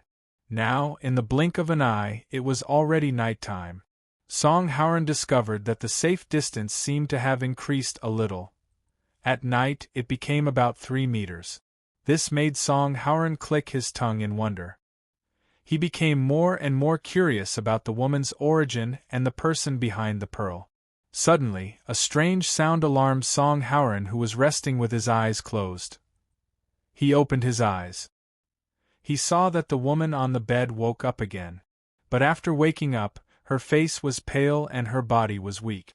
She struggled to get up from the bed, but after propping up half of her body with her hands, she reached her limit and fell back down again. This woman was one of the most beautiful women Song Howren had ever seen. In his impression, even the vampire he had locked up in his old home couldn't compare to this woman. There seemed to be a part of her beauty that was even above this mysterious woman. Song Howren vaguely remembered, but he couldn't remember. "Give the pearl back to me," the woman said with difficulty, her eyes coldly staring at Song Howren. "This thing is for you to save your life?" Young Master Song picked up the pearl. The appearance of the pearl made the woman want to prop herself up again, but she soon lay back down powerlessly. "It is better not to force yourself," Song Howren said coolly. "First of all, I do not like to steal other people's things. But your origins are too mysterious, so for my own safety, I think I should not give it back to you like this. If it were you, I think you would do the same?" The woman snorted softly. Song Howren smiled and said, "Don't be unwilling. In any case, it was I who woke you up from the stone coffin and brought you out. Otherwise, who knows how long you would have to lie in that cold stone coffin, unable to see the light of day." The woman only sneered. "Thief, you intruded into my land, you must have a purpose. Where is this place? Quickly send me back, or else the Qin cavalry will flatten this place." Song Howren tilted his head to size up this plainly dressed woman and suddenly said, "You said the Qin cavalry?" The woman said coldly, "The Qin cavalry will sweep through the world and suppress the world. Are you not afraid?" Song Howren slowly rubbed his fingers. "The Qin cavalry. That is more difficult. After all, no one would be afraid of an army that has died long ago, right? Miss. No, miss, how long have you been sleeping in the stone coffin?" The woman's expression changed slightly. She looked at the things in the room, and the strangeness and fear grew stronger. Many things were inconceivable to her. Her voice trembled. "Who is the current emperor? Is it the first emperor?" Song Howren stilled, then seemed to think of something, but shook his head. The woman took a deep breath, and her voice trembled more. "Is it Hu Hai? He ascended the throne?" Song Howren shook his head again. "Who is it?" Song Howren stared at this woman for a long time. Under her uneasy gaze, he frowned. "I have been encountering strange things recently. Of course, this was a good thing for me. Who asked me to like surprises? However, this surprise seems to be a bit too big. Are you an ancient person? People from the Qin dynasty?" "What do you mean?" Song Howren said slowly. "According to what you said, you've probably lived for more than 2,000 years, right? I don't know if the first emperor and second Qin you speak of are the ones I know, but at least in the history I know, these are all things that happened 2,000 years ago. What great Qin iron cavalry, they don't exist anymore. By the way, there is no such thing as an emperor anymore. At least in this country, there is no such thing as an emperor." "Nonsense. How can the Qin Empire disappear?" The woman forcefully propped herself up in agitation. She even rolled off the bed at once. Seeing this, not only did Song Howren not help her up, he immediately stood up and once again put some distance between him and the woman. The woman raised her head with difficulty and glared at him hatefully.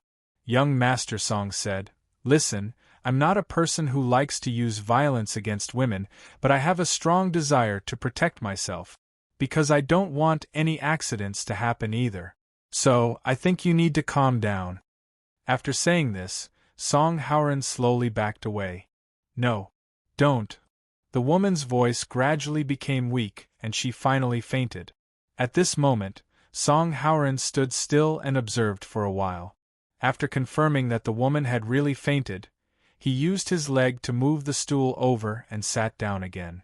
At this time, a group of Song family soldiers suddenly rushed in from outside the house. It turned out that there was a group of fully armed soldiers waiting in ambush outside the rented bungalow. For safety reasons, young Master Song even had people install portable RPGs.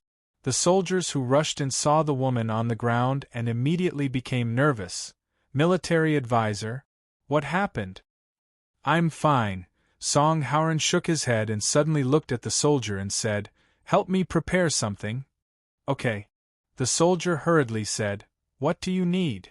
Song Haoran said, prepare some screens and some historical materials of China, about 2,000 years. Don't need to be too detailed, just a rough estimate will do. Also, go to the nearby town and find me a history teacher. History teacher? Just kidnap her. Song Haoran thought for a while. It'll save us some trouble. Okay, I'll do it right away. After hearing this, the warrior immediately nodded excitedly, thinking that it was normal to kidnap people. Wait, come back. Military advisor, what else can I do for you? Make me some braised beef noodles. I haven't eaten dinner. I'm a bit hungry. Okay. The sound was like a tide, rushing in rapidly. It was a low and terrifying sound, as if something was eroding him bit by bit. He couldn't breathe and was finally swallowed. Momo woke up with a start, covered in cold sweat. After waking up, he found himself in the Crouching Dragon Villa, and the room was the one he stayed in when he came to the villa. He even saw his luggage. You're finally awake. At this moment, a man in a black suit pushed open the door and walked in. What the hell? Momo frowned. The man suddenly said, please wait for a moment. The door closed. Not long after, a man called Yen Xiaoxi, who was about the same age as Momo, appeared in front of him. I can't give you much time, Mr. Momo, let's talk while walking. Momo was told most of the things in the tomb. Then Yen Xiaoxi took him out and brought him to a basement in Wulong Mountain Villa. Here, Momo saw Jean Eyre lying on the bed with various tubes inserted into his body and a team of medical personnel guarding him. Through the glass, Momo could only see the fluctuation of the heartbeat device, confirming that Jean Eyre was still alive. What happened to him? Momo couldn't help looking at Yen Xiaoxi. His brain was penetrated by a bullet. Yen Xiaoxi said indifferently, after you were rescued from the tomb, Priest Su Mubai found he was still alive, so he brought him back. Fortunately, the bullet only pierced through the frontal lobe of his brain and did not stay in his brain. Because of this, his life was saved. But unfortunately, he may never wake up. Jean Eyre. Momo pressed his palm on the glass, sighing. He didn't do anything, his mind is just a child, but he ended up like this. I'm useless. Yen Xiaoxi said indifferently, Mr. Momo, I don't think you have much time to grieve. I brought you to see him so you can be more attentive. Me? Momo smiled bitterly. What can I do? Even a senior like the 100 Tribulations Taoist priest is missing. I'm just a fledgling kid. Yen Xiaoxi said, it's true that you're fledgling, but no one said that fledgling has no ability. The fact that you were able to bring him along and escape from the battle between the Taoists and demons is proof of your ability. Momo shook his head, sighing, what do you want me to do? Yen Xiaoxi said, as far as I know, Mr. Momo is helping priest Yang Taizi of Huanzhen sect to send something. Actually, in every Penglai gathering, Huanzhen Dao would hand over a token to Tianxin of Bai Dao to complete the final ceremony. You also know that behind the Mount Tai case, the 71st generation of Tianxin is behind it. According to priest Su Mubai, when you were found, you weren't trapped in the crystal pillar that was absorbing life force. So I have enough reasons to believe that Tianxin 71 didn't harm you for some reason. He might even want to get the token from you. Mr. Momo, is the token still in your hand? Momo smiled bitterly. That thing was stolen on the first day I came to Wulong Mountain Villa. Yen Xiaoxi gave a start, frowning. Who stole it? Momo said. A young woman called Nero. Her hair is white, she's easy to recognize. Chapter 1100. Yen Xiaoxi's whisper reminded Momo of Michael Club when he talked with Lai Kaixing, but Momo didn't know Nero was a member of Michael Club. Momo thought Nero was just an old customer of that senior's shop. Did you think of something? Yen Xiaoxi suddenly asked Momo. Momo shook his head. I'm not sure. I've only heard about it from Representative Lai. At that time, I participated in a drug experiment as a volunteer. You're talking about Heaven's Tears, right? Yen Xiaoxi said indifferently. We have a record of your experiment. What else? Did you talk to Representative Lai about anything else? Since Jade Dragon Pillar appeared, we couldn't contact him. I'm afraid he's also involved in this mysterious disappearance. Representative Lai is this generation's Heaven's Heart. If we can find him, he'll be of great help to us in dealing with the 71st generation. Nothing. Momo recalled for a while. But after the thing Yang Taizi asked me to bring was stolen, I found Representative Lai immediately and wanted to ask for his forgiveness. But after thinking about it, it seems a bit weird. Yen Xiaoxi's eyes brightened. What did you think of? Momo frowned. I didn't know what was in the box. But according to you, Section Chief Yen, this is an important keepsake that is used in every meeting. But when I told Representative Lai that the item was stolen, he didn't seem to be very nervous. He even told me not to worry. From the looks of it, he seemed very confident that the item would be returned to him. But Representative Lai is this generation's Heaven's Heart after all. Maybe he can predict what will happen in the future? I didn't think much about it at that time. Yen Xiaoxi pondered for a while. Did he say anything else? Momo shook his head. No. Yen Xiaoxi nodded, saying, Thank you for your cooperation, Mr. Momo. You can stay here with him, or you can go to your room. But please don't leave Crouching Dragon Mountain Villa during this time. Momo glanced at Yen Xiaoxi, saying suddenly, See, I'm still suspicious. So many people from the Dao world and the demon clan were captured, but I'm the only one who's fine. We're just not ruling out any possibility. Yen Xiaoxi said seriously, I hope you can understand. Momo shook his head, sighing. I'll stay here with Jean-Air.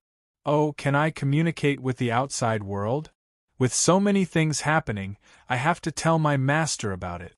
Also, I want to inform Taoist Yang Taizi about Jean-Air. You'll be here later. As soon as she finished speaking, Yen Xiaoxi hurriedly left the makeshift medical room. He sighed, leaning against the wall and leaned against the wall, sit down and sat down, leaning against the wall. Leaned sat, sighed and sat, sighed and sat down, sitting down, sat, sighed. He might not wake up. This sentence kept echoing in Momo's mind, reminding him of another sentence, the words of that beautiful servant girl.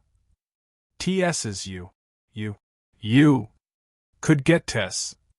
If the kidnapped teacher's surname was Zhou. His acquaintances in the school called him Old Zhou. Old Zhou was a history teacher in the only junior high school in the town. He was 40 years old and a bit bald. Old Zhou felt that his life had become peaceful, and in the small town, nothing too out of the ordinary would happen, right? Old Zhou was very satisfied with his current situation. He had a job with a good salary and was respected, except that he was still single at this age. But what Lao Zhou didn't expect was that something that didn't even happen in movies would happen to him in this cold season. He was kidnapped. To be precise, he was kidnapped by a few muscular men who were armed and did not look like good people. What made Old Zhou feel even more incredulous was that these people did not kidnap him to blackmail him. Instead, they wanted him to give a lesson to others. Old Zhou looked at the men standing around him with their guns lowered. Then, His gaze returned to the handsome man who was eating braised beef noodles and soy sauce in front of him. The man who was eating instant noodles raised his head at this time. The plastic fork was still poking at the noodles in the bowl. "There's a lady in the room. She's crazy. She believes that she's from the ancient times. Go tell her about history. But she's too immersed in the drama, so don't mind her reaction." "What's going on? Dude, are you kidding me?" Old Joe was dumbfounded. The man continued, "Let's do it tomorrow. Before sunrise, you only need to make her believe it's modern times. Don't worry, you'll get a sum of money after that. I believe it's enough for you to enjoy your retirement early. Do you understand?" Even though old Joe was very curious, he didn't dare to say a word about it for the sake of those submachine guns, even if he didn't get paid for it. What if it doesn't work? Old Joe swallowed his saliva. There were 5 or 6 big men who were pointing their guns at him. "You'll find a way." The handsome man smiled and said, "Just use your best exam-oriented education, won't it be fine? Simulations, secret papers, small questions crazily doing big questions, and then floating and sinking in the sea of questions. So relax, easy. But you're teaching mental patience." But before old Joe could cry out in pain, a man had already pointed a big gun at him from behind. Old Joe instantly felt a chill down his spine. He looked at the handsome man who was drinking the instant noodles soup and gulped. Give me a piece of chalk." It was still dark, but there were many people busy in the deep valley, the place where the first jade dragon pillar appeared. A black off-road vehicle arrived at the entrance of the deep valley amidst the bump. Yen Xiaoxi then opened the door and alighted. Behind her, Zixing and priest Su Mubai also alighted from the vehicle. By the time Yen Xiaoxi and the other two arrived at the jade dragon pillar, there were already many tents and strong lights set up. There were also many people around. At this moment, Yen Xiaoxi walked toward a haggard-looking man in his 30s, who was wearing a loose white coat. He was specially hired by the Administrative Bureau to be in charge of researching and developing the special weapons of the Administrative Bureau, as well as conducting research on supernatural powers. "Dr. Zhao, did you find anything?" Yen Xiaoxi asked behind the haggard-looking man. The haggard-looking man. Dr. Zhao scratched his head and pressed down on the tablet in his hand. "I don't understand at all. The magnetic field here is too strange." Yen Xiaoxi frowned and asked, "What's going on?" Dr. Zhao picked up a stone from the ground and threw it at the jade dragon pillar. The stone disappeared when it was about to hit the jade dragon pillar. This scene alarmed Yen Xiaoxi and the other two. "What's going on?" Priest Su Mubai couldn't help but ask. Dr. Zhao said, "There's a very strange magnetic field around this huge pillar. This magnetic field even distorts space. Anything that gets close to the pillar, regardless of whether it's dead or alive, will disappear. We've experimented by throwing some small animals and camcorders in, but we only found them a few kilometers away. We haven't tested living people, but if you want to sign Yen Ku, I don't mind." "What are you thinking about?" Yen Xiaoxi's face darkened, and Dr. Zhao's eyes darted around. However, the seriousness of the matter was beyond Yen Xiaoxi's imagination. He had a private discussion with his master, who was also the one who was cultivating in seclusion under the Forbidden City. The Jade Dragon Pillar was the key. If it could be destroyed, it would be very effective in foiling the Heavenly Heart's 71 generation plan. However, if the Jade Dragon Pillar couldn't be approached, it would be impossible to destroy it. Is it really impossible to decipher the magnetic field behind this pillar? Dr. Zhao shook his head and said, "I've tried many methods, but I can't even analyze it, let alone decipher it. At this stage, with our current technology, I'm afraid it'll be difficult for us to do so in a short period of time." "Alright, I understand." Yen Xiaoxi nodded. He had just accepted the case and everything was still in its initial stages. Hence, Yen Xiaoxi did not feel discouraged despite being in a state of confusion. At this moment, Yen Xiaoxi received a call. At this moment, the person on the other end of the call said, Yen Ku, we've detected a huge energy source. This energy source is very similar to the energy fluctuation of the Jade Dragon Pillar that Captain Ling Feng and the rest had detected.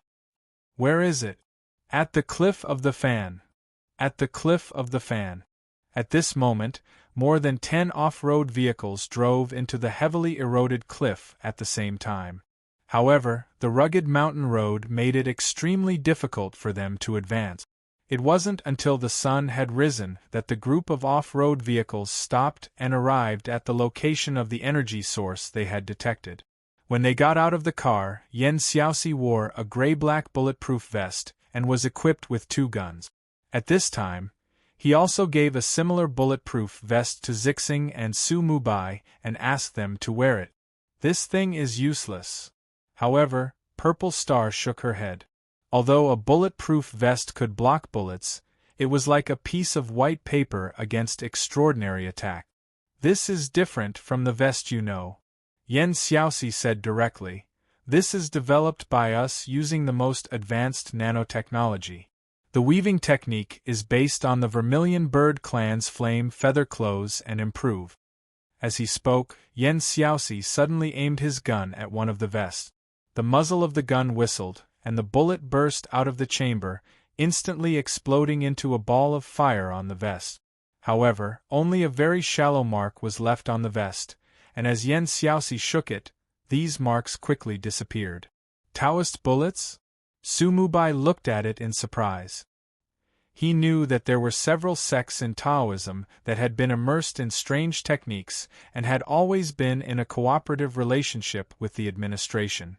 The Taoist bullets were the product of cooperation. Su Mubai had only heard of it and had never seen it before. The power of this bullet is comparable to a low-level Taoist technique, Flaming Palm. Yen Xiaoxi handed the vest over again. Zixing and Su Mubai quickly exchanged a look, and then they both took it. Zixing put on the vest and suddenly asked, Section Chief Yen, what's the production rate of this vest?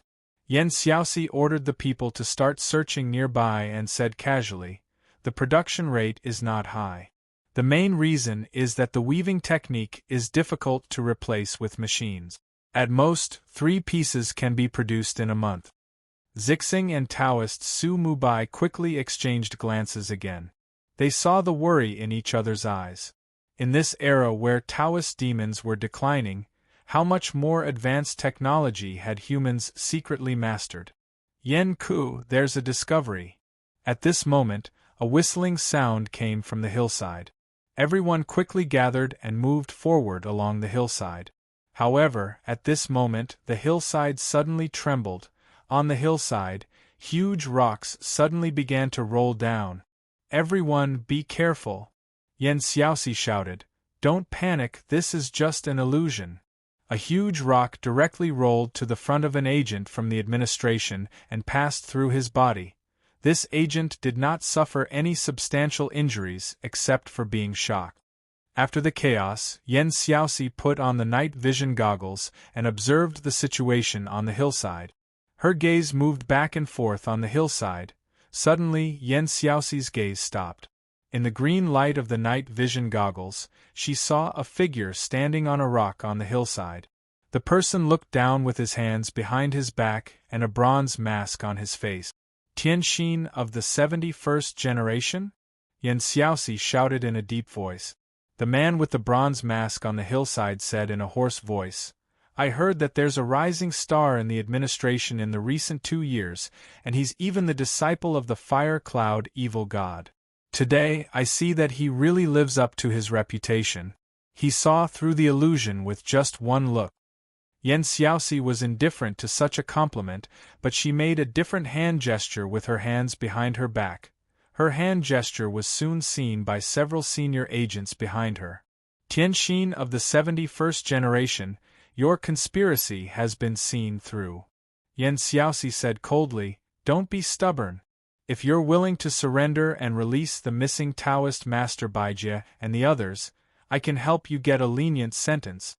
The bronze-masked man shook his head and said, Since when have we, the divine prefecture's transcendence, fallen so low that we have to listen to the commoners. Should I say this is the tragedy of this era? Times are changing, just like dynasties are changing. Yan Xiaoxi said calmly. This era is never sad. Isn't it enough that the people can live and work in peace and contentment? The man with the bronze mask shook his head and said, Our beliefs are different, it's useless to say more. If you have the ability, come and stop me. Yan Xiaoxi squinted and began waving the hand that she had been hiding behind her back. However, the moment those who saw her hand gesture were about to take action, the hillside suddenly shook. It was like an earthquake, and this time, it was obviously not an illusion. On the hillside, the soil was churning, and one after another, huge figures were emerging from the soil of the hillside. Chapter 1101. The magazine was quickly changed in the air. Yan Xiaoxi completed this action in an instant when he leaped back into the air. Yan Xiaoxi wielded the 2 pistols that were equipped with Taoist bullet. She swiftly pulled the triggers and the bullets that were imbued with the power of Taoist spells shot out crazily. Regardless of whether it was a moving attack or a precise shot, every bullet was able to hit the weak spots of the mudstone giant. He was like a powerful Taoist master who was proficient in different kinds of Taoist magic art. But it was obvious that Yan Xiaoxi was on the path of martial art. He was vigorous with true power, not magical power. It was also the first time that Taoist Su Mubai and Zixing saw such a novel combat method. As long as there was a sufficient supply of Taoist bullets, Yan Xiaoxi had unlimited firepower. On the hillside, dozens of mud and stone giants were wiped out by the agents of the administration in just 5 minutes. Among them, they even used the more powerful Taoist grenade. This time, in addition to the agents of the administration, there was also a group of Taoist monsters led by Zixing and Su Mubai. Looking at this swift battle, the Taoists present were shocked to the extreme. Although the target was very clear at this moment, they couldn't help but think about a question. When a well-trained ordinary soldier also had these weapons and equipment, ordinary Taoist priests and demons no longer seemed to have any advantage. Ordinary humans really did have the ability to face them head-on. Weapons and equipment could be mass-produced, but a Taoist master or monster needed a long time to accumulate them. I'm afraid the administration is so confident not only because of the meaning behind the agreement, but also because they have new power. Taoist Su Mubai's slightly low voice rang in Zixing's ears. This suddenly made the young master of the Greedy Wolf clan feel a little uncomfortable. The Greedy Wolf clan originally did not live on the desolate and cold plateau. The original Greedy Wolf clan lived on the fertile land of the Central Plains. But after the human race gradually grew stronger, the once fertile land should also belong to humans. There were few people on the plateau. Although they would not be disturbed by humans, the country had never given up the supervision of the major monster clans. If one day, when the country had weapons that were far more powerful than Taoist bullets and grenades, how much space would be left for them to survive? When the last mud giant crashed to the ground with a loud bang, Purple Star also woke up from her daze. At this time, the bronze-masked man was still standing on the boulder on the hillside. He was still standing there calmly, as if he didn't find it a pity that these mud giants had fallen. He even slowly clapped his hands, as if he was a spectator who had seen an exciting story. The strange behavior of the bronze-masked man immediately made everyone more vigilant. At this moment, Yan Xiaoxi took the opportunity to quickly reload her gun. At the same time, she stared at the man in the bronze mask and said, "You've already lost your backing, just surrender.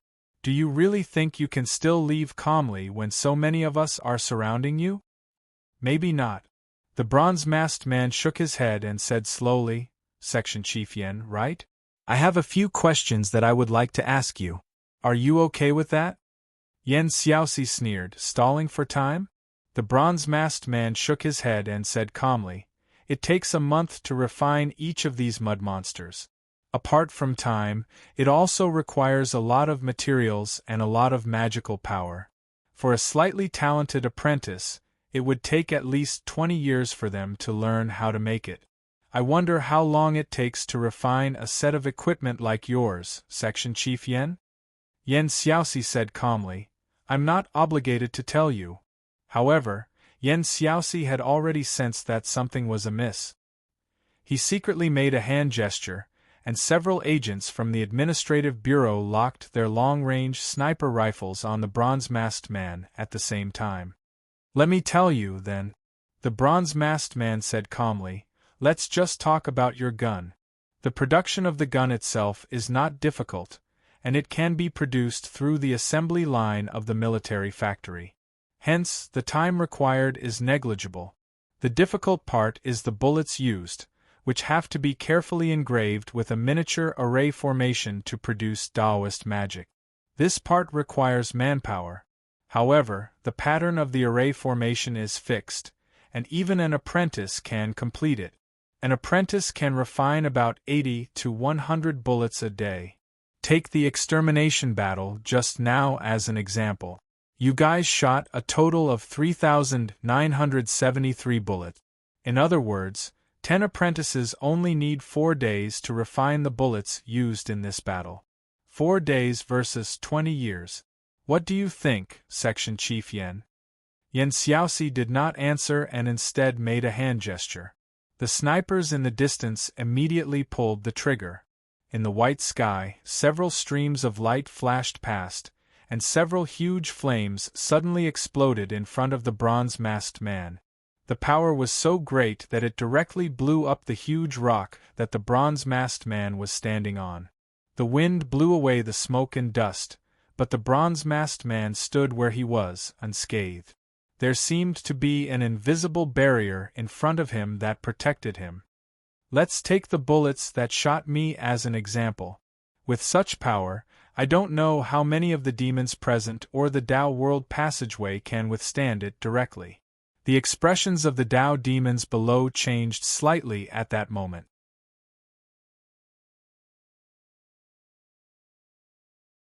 Although it has been improved, Qing Xiaozi only used the spiritual energy of Mount Tai. This time, however, the 71 generations of Heaven's Heart used the 12 dragon veins of the Divine Prefecture. Think about it, is such a huge force really something that can be controlled by human strength? The spirit energy revival is still unknown, but I believe everyone can understand the dangers involved, right? All the Tao demons were silent, but they still looked at Yen Xiaoxi with suspicion. Yen Xiaoxi flipped over and got into the car. She said in a low voice, I'm going to the second Jade Dragon Pillar now. Priest Su Mubai, the country has always been lenient in its use of people. If you don't have the intention to rebel, why would we give you up? The Kelowna you keep talking about, isn't it our country now? Please don't make a distinction. This time, the two teams of Tao demons didn't follow her immediately. They just stayed where they were. However, the off-road team was already far away. In the car, the agent driving looked at Yen Xiaoxi and said with a frown, Section Chief, I didn't expect Tianxin 71 to do this. We've been checkmated by him. Now I'm even more convinced that he's not alone. Yen Xiaoxi suddenly narrowed her eyes. At this moment, the huge light pillar didn't fade under the light of the rising sun. Instead, it became brighter, as if it was announcing something to the world. Song Family Village. In the bungalow rented by Song Howren at the end of the village, a figure suddenly slammed open the door and rolled out. It was Old Zhou. Old Zhou fell to the ground and clutched his chest, wailing in pain. Soon, he spat out 2 mouthfuls of white foam and fainted. Young Master Song, who was leaning against the wall outside the room and looking at his phone, waved his hand and got someone to carry Old Zhou out. Then, he straightened his clothes and walked into the room calmly. In the room, the mysterious woman who was brought out from the depths of the Imperial Mausoleum fell to the ground again. At this moment, she was trying her best to prop herself up. Song Howren picked up a piece of the moving whiteboard that had been smashed into the ground. There were words written by Old Zhou on it. It was the word Qin written in Xiaozhuan. However, above the word, Old Zhou had drawn a huge X. This was probably the reason why Old Zhou was kicked out? Miss, it's not easy to find a teacher at this time. If you beat him to death, I don't know where to find another one for you in such a short time. Song Haoran leaned against the wall. Qin. Great Qin has really. The woman looked at Song Haoran, her voice trembling. Died. Song Haoran smiled and suddenly said, later generations, modern people like to have strange ideas. There's a saying that if the emperor of Great Qin is really immortal, will the Qin dynasty continue to exist? We've actually done a comparison. In the era of the Qin dynasty, its national power was probably the strongest in the world. If it continued for 1,000 years, or even 2,000 years, the entire world would probably become the territory of the Great Qin dynasty. Looking at the silent woman, Song Haoran smiled and said, of course, if this assumption was true, then I would probably be very worried right now, because Great Qin's cavalry would definitely still exist, right? The woman's shoulders trembled slightly. She lowered her head, her hair almost covering one side of her face. Song Haoran looked at her silently. The two of them did not move, nor did they speak again. After an unknown amount of time, the woman slowly raised her head and looked at Song Haoran. She slowly said, I am Chu Yang. The emperor bestowed the title of Princess Chu Yang. Qin Chu Yang? Song Haoran was stunned. However, the Princess Chu Yang in front of him shook her head and said, I follow my mother's surname, and use my mother's surname, and all right. Song Haoran nodded. Princess Chu Yang, I am very happy to meet you. However, before I can guarantee my own safety, please forgive me. I still cannot give you this pearl. Qin has already perished, and imperial father has turned to dust. Unexpectedly, Princess Chu Yang laughed bitterly at this moment. I don't mind not keeping my life. Leave. As long as you are 30 feet away from me, my body will naturally burn under the corrosion of yang energy. Song Haoran frowned. This ancient princess wanted to commit suicide as soon as she woke up? How wasteful was this? Why haven't you left? Seeing that Song Haoran had no intention of leaving, Princess Nu Yang couldn't help but frown. The Great Qin has already put on an act. I'm just someone from a fallen kingdom, so I can't promise you any benefits. There's no need to waste any more effort on me. That is true. Song Haoran suddenly said.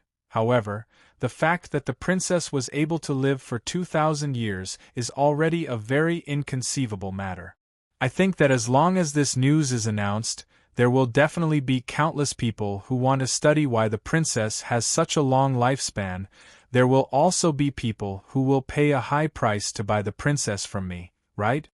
Princess Chu Yang looked coldly at Song Haoran. At this moment, eldest young Master Song smiled faintly and said, Actually, what I want to say is that although the Great Qin is finished, since your highness has woken up, don't you plan to mourn your imperial father? As a child, this is a matter of course, right? Isn't it a bit unfilial to die so soon? Chapter 1102. What's the result? The second jade dragon pillar was located in a small forest that was relatively unfrequented. Obviously, when Yan Xiaoxi and the others arrived, there were no useful clues left behind. The administrative bureau, which had failed, immediately sent their own research team to this place. They were busy for most of the day. Dr. Zhao, who was in charge of all the research projects in the administration, was talking to Yan Xiaoxi. It's the same. It's surrounded by a special magnetic field that distorts the surrounding space. We can't get close to it. Dr. Zhao stared at the second jade dragon pillar in front of him. He didn't feel disappointed because he couldn't reconstruct it. Instead, he became more excited. I always feel that this thing will appear again. Yan Xiaoxi glanced at Dr. Zhao expressionlessly. In fact, Yan Xiaoxi knew from his master that there were 7 jade dragon pillars in total. Dr. Zhao, please continue your research. The earlier you get useful information, the safer we will be. I need more people. I'll assign them to you. After that, Yan Xiaoxi planned to leave. But at this moment, the jade dragon pillar in front of him suddenly trembled slightly. This change made Dr. Zhao, who had been researching for dozens of hours without any result, extremely excited. He hurriedly asked someone to record the data. However, the jade dragon pillar soon calmed down after the trembling. After waiting for a while without any result, Yan Xiaoxi had to leave. His master said that if there was no way to stop the second jade dragon pillar from appearing, he should send the exact location of the second jade dragon pillar as soon as possible.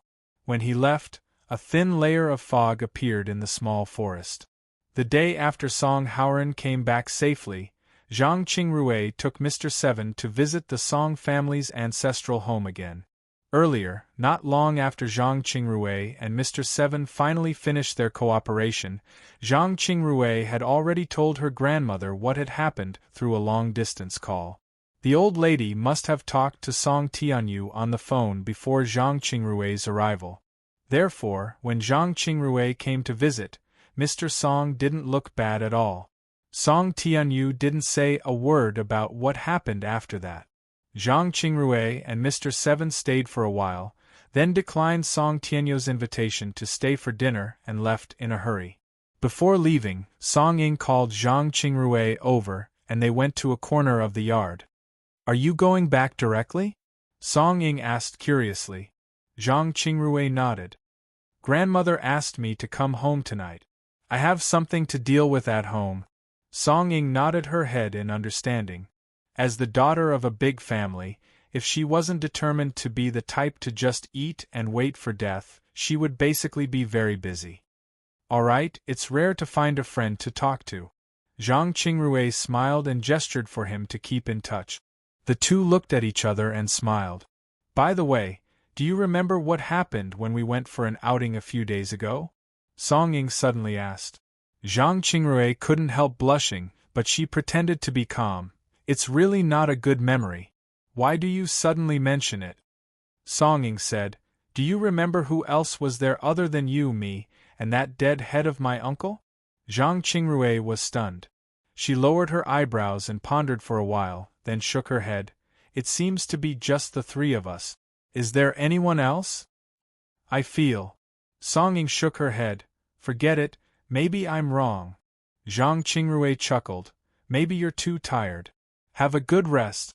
By the way, you're the first person I know to call your uncle a death-seeking head." Song Ying shrugged. "I don't know why I called him that. It feels good to call him that." Zhang Qingrui laughed like a blooming flower. The two then hugged. Song Ying walked Zhang Qingrui to the door.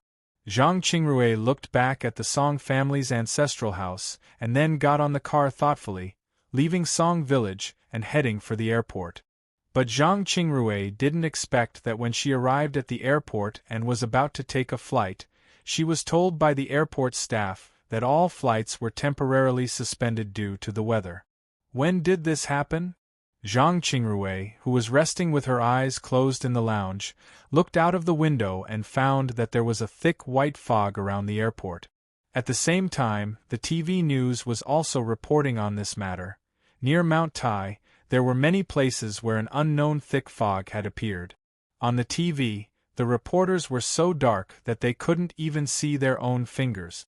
Not long after, the TV in the lounge suddenly lost its picture and turned into a digital snowflake. Not only that, the lights in the lounge went out at this moment. Zhang Qingrui couldn't help but panic. At this time, Mr. Seven ran back in a hurry. "Miss, the airport suddenly lost power, and the phone suddenly lost signal. The generator is turning on, and the power should be restored soon."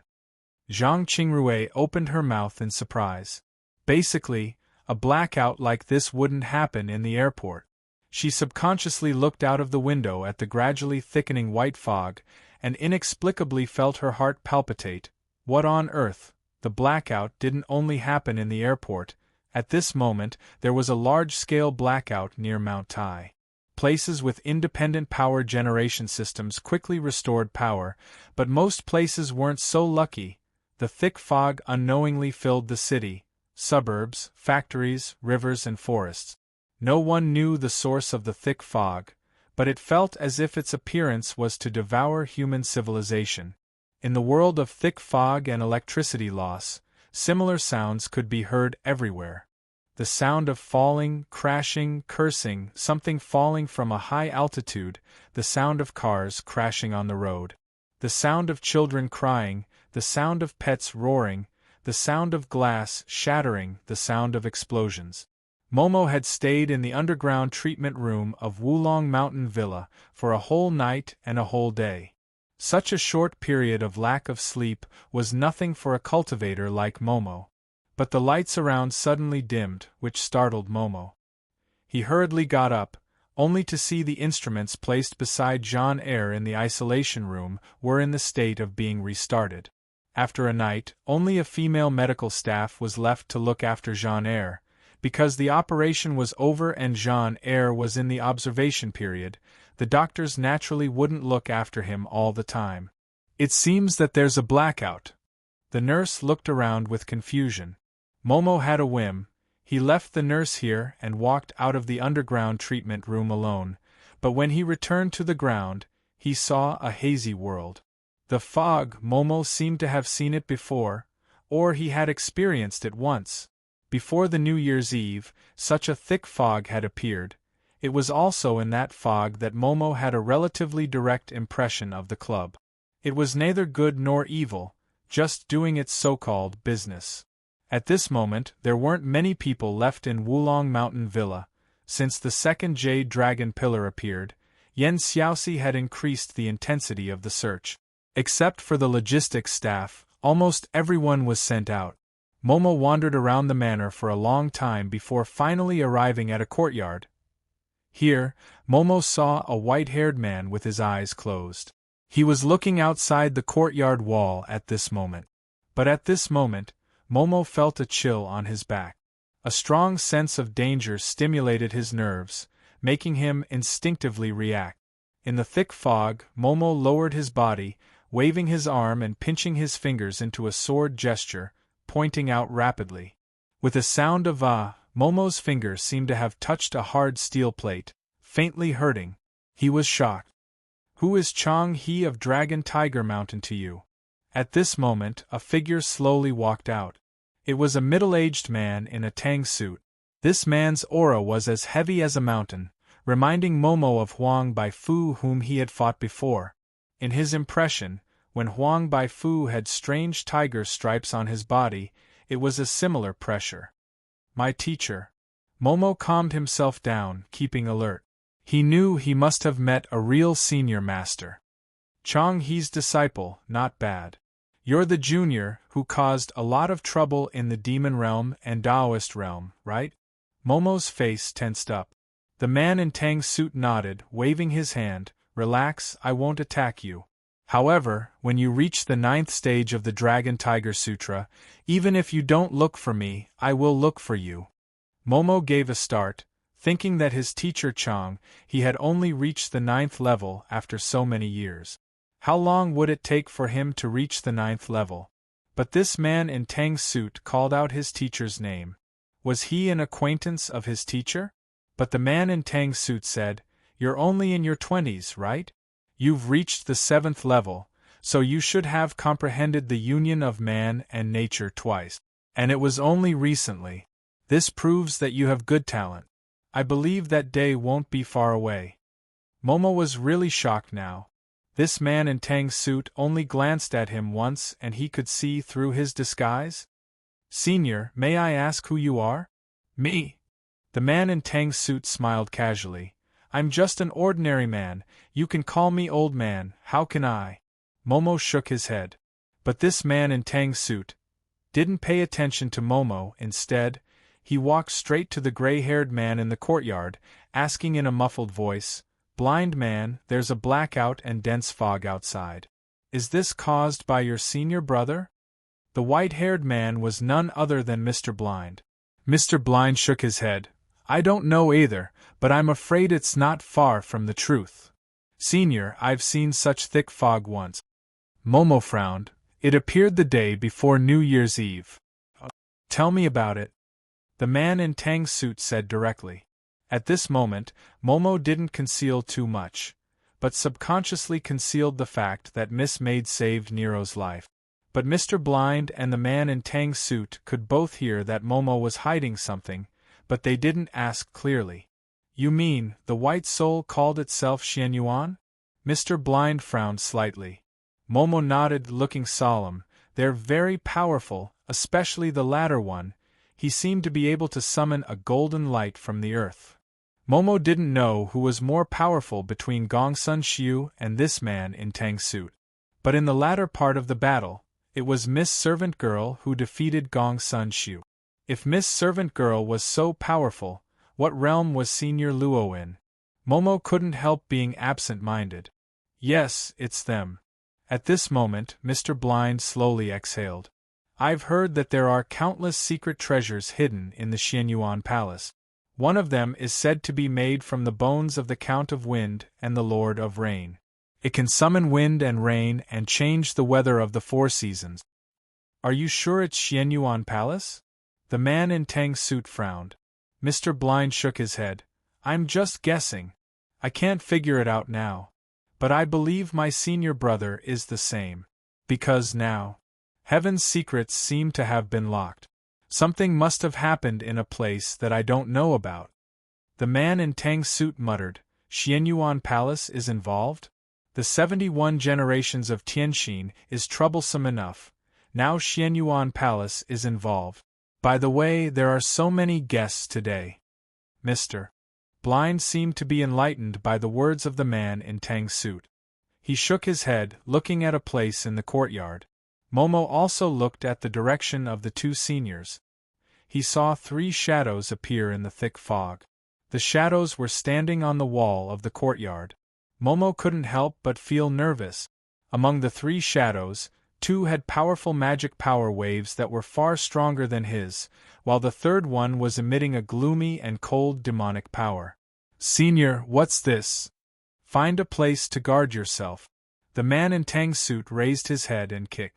In an instant, the ground of the courtyard cracked, and the walls of the courtyard were completely shattered. The man in the Tang suit rushed into the thick fog. In the thick fog, 4 black figures could be seen moving extremely quickly. In the blink of an eye, Tang Bao returned once again, chuckling softly. Interesting. A great demon and 2 Dao-seeking realm cultivators. Blind man, they're here for you, right? Probably, Mr. Blind said indifferently. In the thick fog, the 3 shadows gathered again, and a gloomy voice came from the fog. Fire Cloud, evil god, is indeed powerful. Cut the crap. The man in Tang's suit took a step forward with his right hand behind his back. I haven't exercised my body properly in the past 2 days. You guys have to work harder and see if you can force me to use my right hand. That gloomy voice sneered. What if we force you to use your right hand? The man in Tang's suit blinked his eyes and laughed. Of course I'll use both my hands to fight the 3 of you. Let's start with Taizu's long fist.